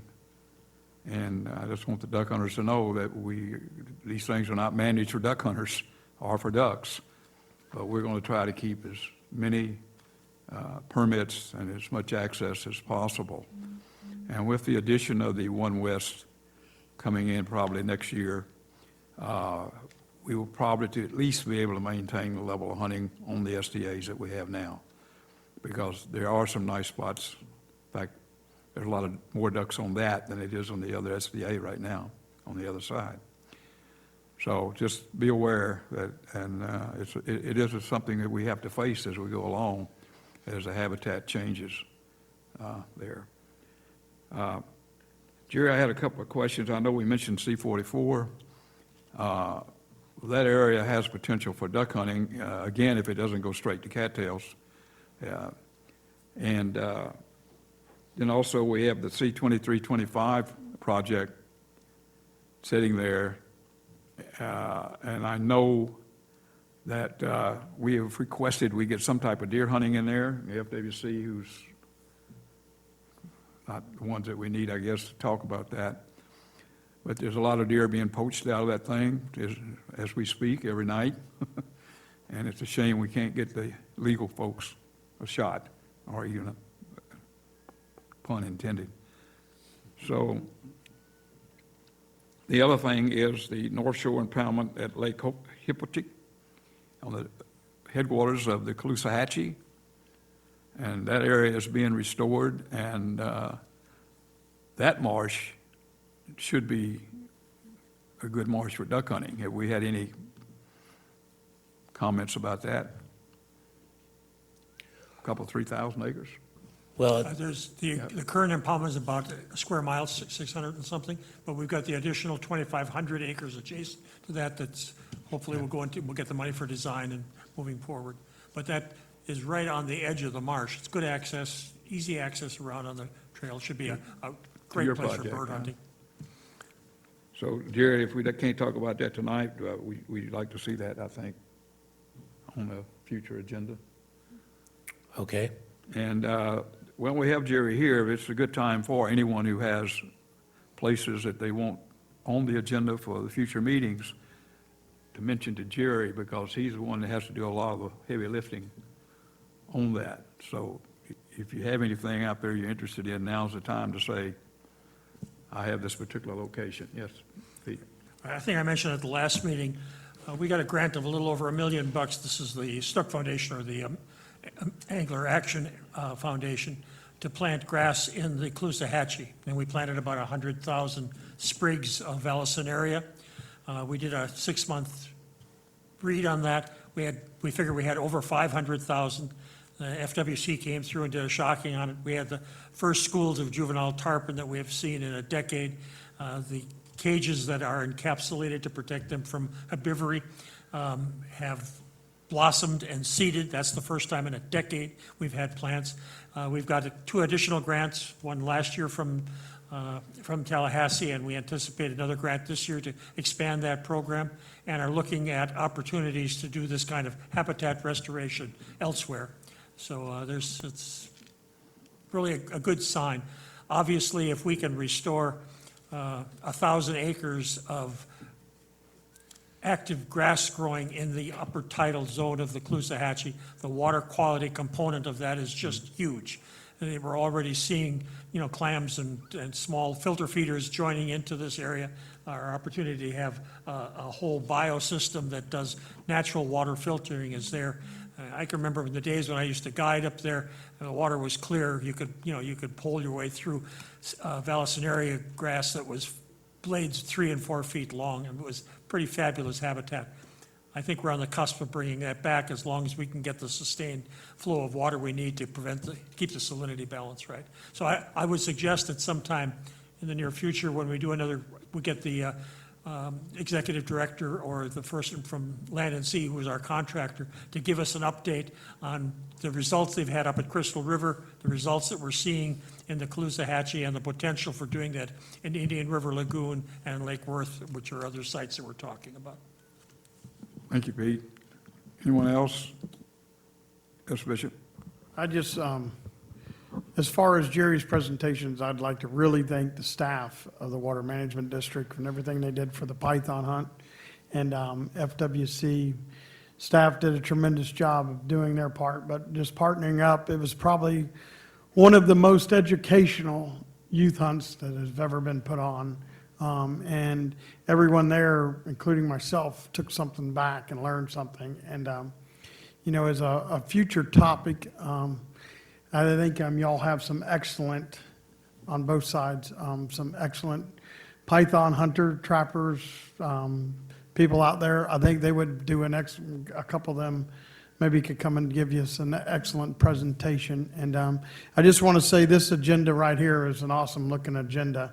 And I'm unfortunately, there's this thing called hunting season. It's got everybody kind of busy. And it's not just hunting season in Florida right now. It's, everything kind of opened up in about 3 or 4 states this weekend. So everybody's taking advantage of that and a little bit of the cooler weather. And I'd also like to thank staff and everything they did up there at Lake Cypress. And tonight, most of the people that come to this meeting are actually at the county commission meeting to make sure the county follows up and puts the money in the budget to expand that boat ramp at Lake Cypress. So that's where that whole crew is tonight. There's about 5 of them at that meeting tonight. So, and I'd like to thank you staff for all of your hard work and everything you did with that. So, but anyways, that's what I have for the agenda. Thank you. Thank you, Bishop. Okay, yes, I got one more. Over on the West Coast, for the last few years, we've been working on a project called the Charlotte Flatwoods Restoration. Essentially, it's an opportunity to take water that's currently in Webb, which incidentally has a shooting facility and all kinds of opportunity if you're not there. We're in the process now of trying to get an acquisition of a ranch which is adjacent to the Cecil B. Webb, which I understand would possibly be available for duck hunting if we can turn that into a decent kind of facility. It's going to be up for consideration on its prioritization at the next meeting of the Lands Trust up in Tallahassee. Maybe at some time, if this project comes together, we could get Kim Fikowski, who is the district project manager for that project, and the potential for the habitat restoration, the improvement to the fishery in Charlotte County, the duck hunting improvements and wildlife improvement of management of Webb, all of those are parts of this process. It's one of those sausage-making opportunities where we've got a couple of counties, a couple of water management districts, all kinds of interested folks, but it's coming together, and the ability for all those folks to work together and have the kind of success that we've seen so far is really encouraging. Good project. thank you. And if you will be sure to let us know, the ones that have to show at the meetings, and most of us will be there, as they say. I had a question about boat ramps when we were on this public use project update.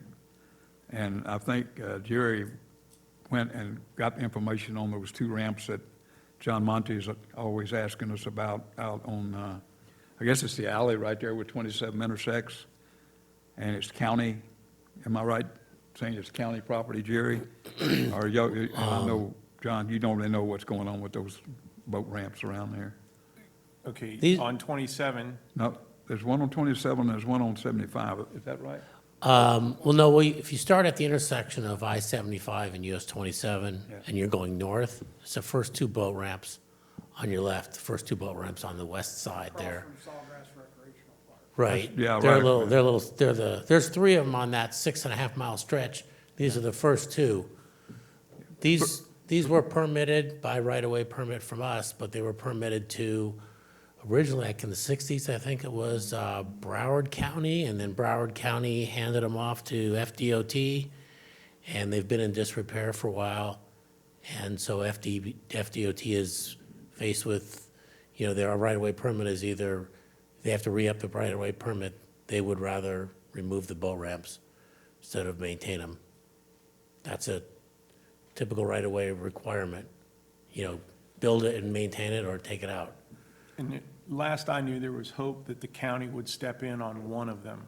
And the hope, the thinking being that those 2 ramps are very close together, and one was potentially damaged by a contractor. And so I don't know if any agency is going to try to pursue getting the contractor back on the hook for that. But I believe the hope was that the county might step in and we would essentially consolidate that access from 2 to 1, but one would be reasonably maintained. I don't think anyone would have any complaint if the one on the south of the 2 on the south side was put into good shape. The third one I know is okay because I fish there a lot. Well, and I think gator hunt and everything else there. But the first one and the second one, I swear I've seen people in there, but it must be bank fishermen. I've seen trucks up there. But could be, we need a boat ramp there at that 75 and 27 split there. That's where the two that are not working are. And you're going up another number of miles, there's a really nice facility right there on the left. So and the one further south would be preferable for obvious, just as you say, we don't need two, and the one further away from the one we have now would be the best if we could get it. So I don't know Well, where it's all also that, complicated by the fact that there's Yeah, a I don't know where all project that that's going to goes. go in there and potentially block access.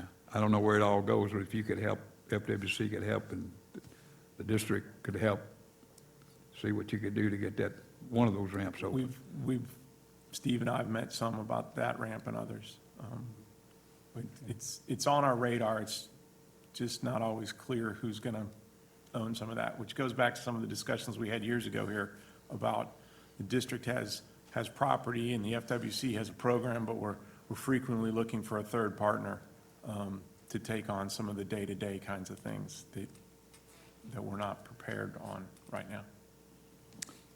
Okay, well, I hope we're just not saying that today and then just till the next meeting type thing. I don't know, if you would give some of us people to contact on that with the county, I have a feeling that we could have a little conversation, but we do need to push that. We can't just let it set, because it's been setting for at least 5 years now. I'm sure that those ramps have been closed, and that's not good. It's just not good. Yes, Bishop? What's the chances of getting somebody from Broward County, or is that Palm Beach County there? Yeah, no, That's it's Broward there. It's Broward. What's the chances of maybe getting somebody from Park and Rec from Broward County to come to a RAC meeting and talk about? Yeah, Dan West would Maybe be we the can park get guy. them engaged in that direction. Yeah. Maybe there's some money in Land and Waters for that project. Yeah. Well, I don't think a lot of money is involved. It's just, to be honest with you, the ramps, I don't think are in all that bad shape. They need some general maintenance. There's concerns, there's security concerns there because of the way vegetation has grown up, and there's been some vandalism of vehicles.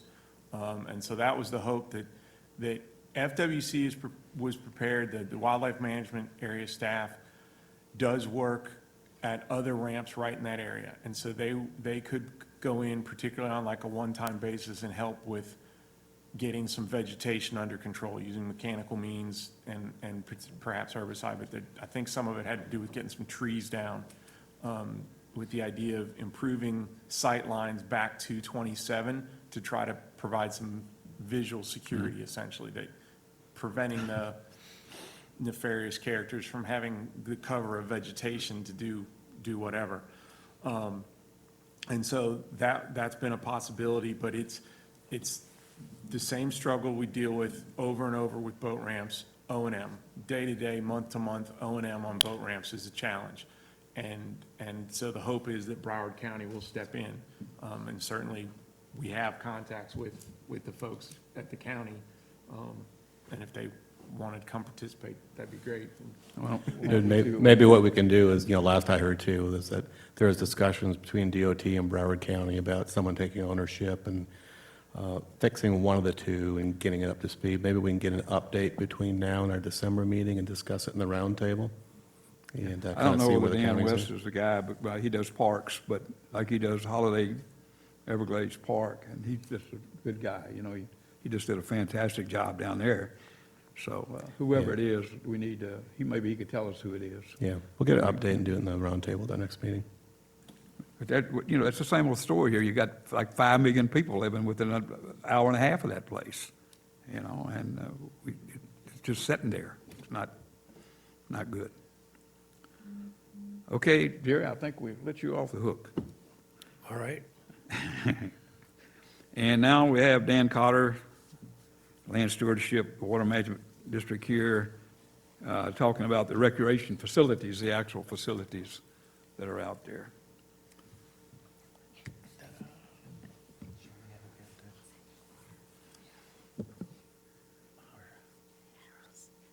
Okay. Okay, here you go. It's not up there. All right, yeah. All right, good evening, everyone. Dan Cotter with the Land Stewardship Section. As Newton said, I'm going to give some updates on facilities. Some of this stuff is follow-up to, last meeting or last couple meetings on some updates, and then I've also got a couple new things to talk about, too.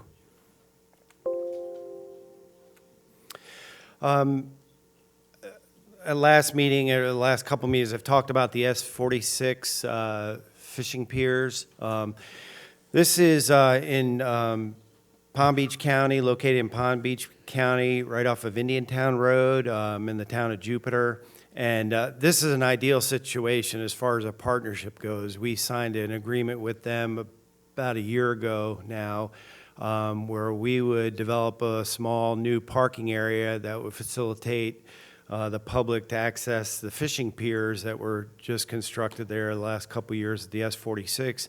And the town of Jupiter then would police the area and take care of litter and some of the concerns, you know, that can happen there day to day. So that's a great partnership we've established with them. And then what we've been doing over the last 2 months is constructing the new parking area, which is now done. And this just got finished recently, this new parking area at S-46. And I want to thank, one of our staff members, B.J. Cattell, who's back there in the audience, who was really instrumental in getting this going, working with the contractors to put the fencing up and build the parking lot and sign it. And it was great working with Jupiter because we kind of mimic some, and they asked for this to mimic some of the things that they use at some of their facilities. So the fencing mimics some of their other natural area fencing, and the rule signage there that BJ's standing next to, same look as the town has. And it's amazing. We've been out there the last 2 or 3 weeks just to put some final touches on the parking lot. And that structure is open, and even in the middle of the day already, that parking lot's being used. You'll pull in there, and there'll be 4 or 5 cars there every day.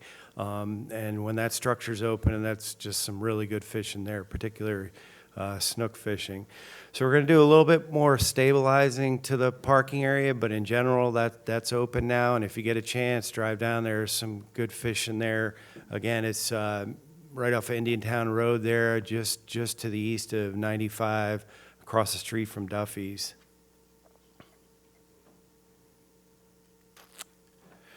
Okay, now we'll jump over to the West Coast, and I've presented a few times about some of the parking areas and new trailheads we've established in the Crew Flint Penn Strand area. This is located in the southwest portion of our property, of the Crew property over in Lee County.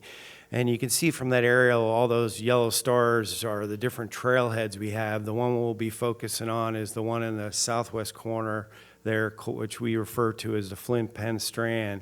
I presented before, we developed over the last year a new parking area there, took advantage of the construction staging area and developed a nice parking lot off of Vincent Road. Well, just recently, we've also added another 2 additional parking areas in that vicinity. And those are just a little bit more to the east of the initial parking area, and you can see those stars. One's located off of what we refer to as Howard Road, and the other one's off of Poor Man's Pass Trail. And both of those will allow really good access to the eastern portion of Flint Penn Strand for everything from hiking and biking.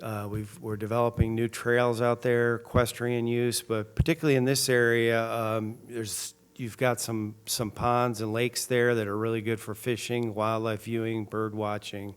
So those parking areas are developed, and they've got similar fencing and kiosks, and we've got to put up some additional signage, but some more good access there to that east side. And then also during the quota hunts, we've got a vehicle access gate that gets opened and allows you to get up into that portion up along Poor Man's Pass Trail.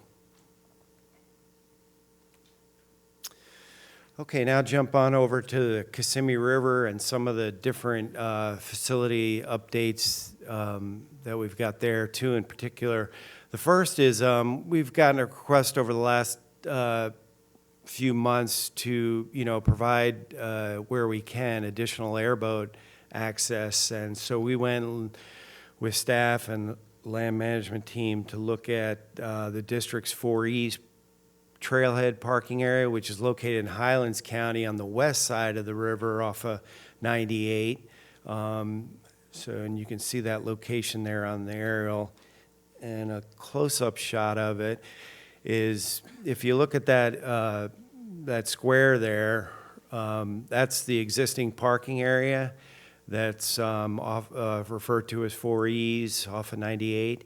And that's been in place for quite a few years. And it particularly offers a canoe launch on the, I guess, north or western side of the parking lot there where the river meets. And we're going to still maintain that canoe launch there, but on the north side of that parking area, northeast portion, we're going to provide an additional airboat launch area there. So that'll be another area to launch boats closer, you know, to access people coming from Okeechobee County there on the to get onto the west side of the river. We've got to, with staff, and do some additional improvements out there over the next couple months. I'd expect, you know, by next meeting or prior to that, we'd have this open up. We've got to do some fence removal, some little minor improvements to stabilize the parking area a little bit better where that launch area is, and then we'll be able to open that up. Jumping a little bit south on the river, this will be on the south side of 98, on the again on the west side of the river. So if you're off of 98 and you came down 721, as you were heading actually to the S.F.W.M.D, where we've got our boat ramp there, prior to that, during the Kissimmee River restoration project in that vicinity, you've got the railroad trestle that crosses the river there. Well, they had to raise that railroad bridge there and make improvements, and during that time, you know, they needed access and a staging area to do that. So a close-up of that area off of 721 is, you know, there's a nice stabilized road there that leads down to a circular area that's already all shell rocked, and this was used when they redid that bridge there, the railroad bridge. So we want to take advantage of that and go ahead and open that up to the public. It's already in place to drive on. We need to do some clearing and some mowing and down there, and maybe a little bit of fence improvements, but in general, the shell rock road is there, most of the fencing is there, and we think this will be a good area to provide, you know, direct access for fishing on the river. You'll be able to walk into the western side of the Kissimmee River where district ownership is, and then also potentially in the future providing a canoe launch there too. So we'll look forward to making those improvements over the next couple months, and should even have that potentially open before the next meeting, and I'll give you an update at the next meeting on those two projects on the Kissimmee River. Okay, volunteer projects. You know, as you all know, and a lot of you here, we've got a lot of volunteers out on district lands on a continual basis, and then doing very site-specific projects. And I always like to highlight some. You know, we get a lot of Eagle Scout projects, and BJ Cattell, you know, usually will coordinate those, and it's amazing what those Eagle Scouts can do. You know, usually their objective is to design something that's, you know, an initiative that's pretty substantial. And so they got up with us, and they wanted one of our campsites that's in Dupuis, that's a primitive hike-in site on the western portion or eastern portion of Dupuis. They wanted to improve the amenities there. So it was amazing. On Saturday, August 24th, these scouts and the leaders and the parents, some of the stuff was pre-built off-site at the scouts' houses, and they came into this primitive campsite, and you can see them bringing in all the materials to improve this campsite. And then that day, they built and installed and constructed all on their own, these 4 benches, table, installed a fire ring, and then also what's really popular now, and they set up there, is these posts for hammocks. You know, people will backpack and hike and set up their own hammocks. So this, you can see a picture there over to the right. They completed this whole project, and now along the Ocean to Lake Trail on the eastern side of Dupuy, you'll see this improved campsite set up. And again, a big thank you to those scouts and the Eagle Scout that took on this project. And one last slide, just to kind of recap from Hurricane Dorian. Of course, the district, when a hurricane or an emergency event like that is coming, we try to wait as long as we can, but when it becomes that we need to close district lands, we will. And in this case, Dorian at that time was heading right towards this area. And so we, in partnership, particularly with FWC, on August 30th at 5 p.m., we closed all district lands, including those managed in partnership with FWC. And then as soon as the all clear was good, as soon as we could on September 5th at 8 a.m. in partnership with the commission, we opened up those lands all back up for public use. All right, and that's a picture of that campsite all done by the Eagle Scouts. And that's it on the updates. Any questions? Any questions out there, guys? Yes. Hey, Dan, I got an update on that second site you talked about for opening up for public use off 9 Mile Grade. Off 721? Off 721. Mm-hmm. As you know, we have an apiary site right there. Yeah. And I wasn't going to ask them to move that apiary site until they normally take their bees to California every year. So once they took their bees out, Okay. which would be might be in January or February, and then before they returned with them, I'd have them move the bees in. So it's possible that it wouldn't be open by the time for the next meeting for an update. All right. All right. Yeah, we've got in that area, because it's not been open, on several, as Justin mentioned during his presentation, we have apiary or beehive leases, and that parking lot right now is full of beehives. So we need to move those out, and what Justin's saying is we may, as far as working with the lessee, moving those out might be just after the first of the year then, or sooner. Yeah, I have to check with them. Okay. See what their All right. schedule is and when they plan on moving All right. out. In the meantime, we can, do our work to prep the area for public use. But thanks for pointing that out, Justin. Any other questions? Bishop? Just want to say attaboy and thank you for the 4 E's. And also the fishing, the new access points. All right, thank you. Just a quick question. I had a call, and somebody wanted to know when was WCA 3 going to be reopened? I think the FWC had it closed for a while for high water, and I don't know, I thought that was, what's the status today? We're waiting, we have a pre-established set of criteria that we use for those closures and for reopening. Right. And so while the water level, the stage has fallen below the reopening criteria, other ecological conditions have not yet been met. Specifically, the number of deer that are being found in the weekly surveys of the levees. We are hoping, expecting that in the near term, the deer will move back off and then we would reopen. Okay, I think the duck hunters are interested, but if the rules where the duck hunting can continue in WCA 3 as long as they stay away from the levees, or it needs to be? My memory is, you gotta, the full closure order is posted at the sites and Right. is available on our website, but I believe that I know frogging is included. You can use the canals, Well, we're and so talking- fishing is not impacted. Frogging is not impacted. Any of the activities where people are still allowed to go in, there is a distance, I believe it's 100 yards, but don't quote me on that you may not approach any tree island.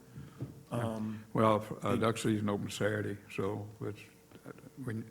hopefully it will be either posted or clarified or opened.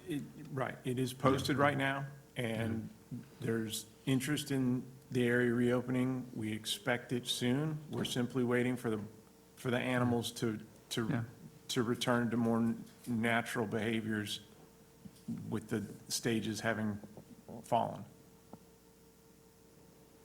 Anyone else? Thank you.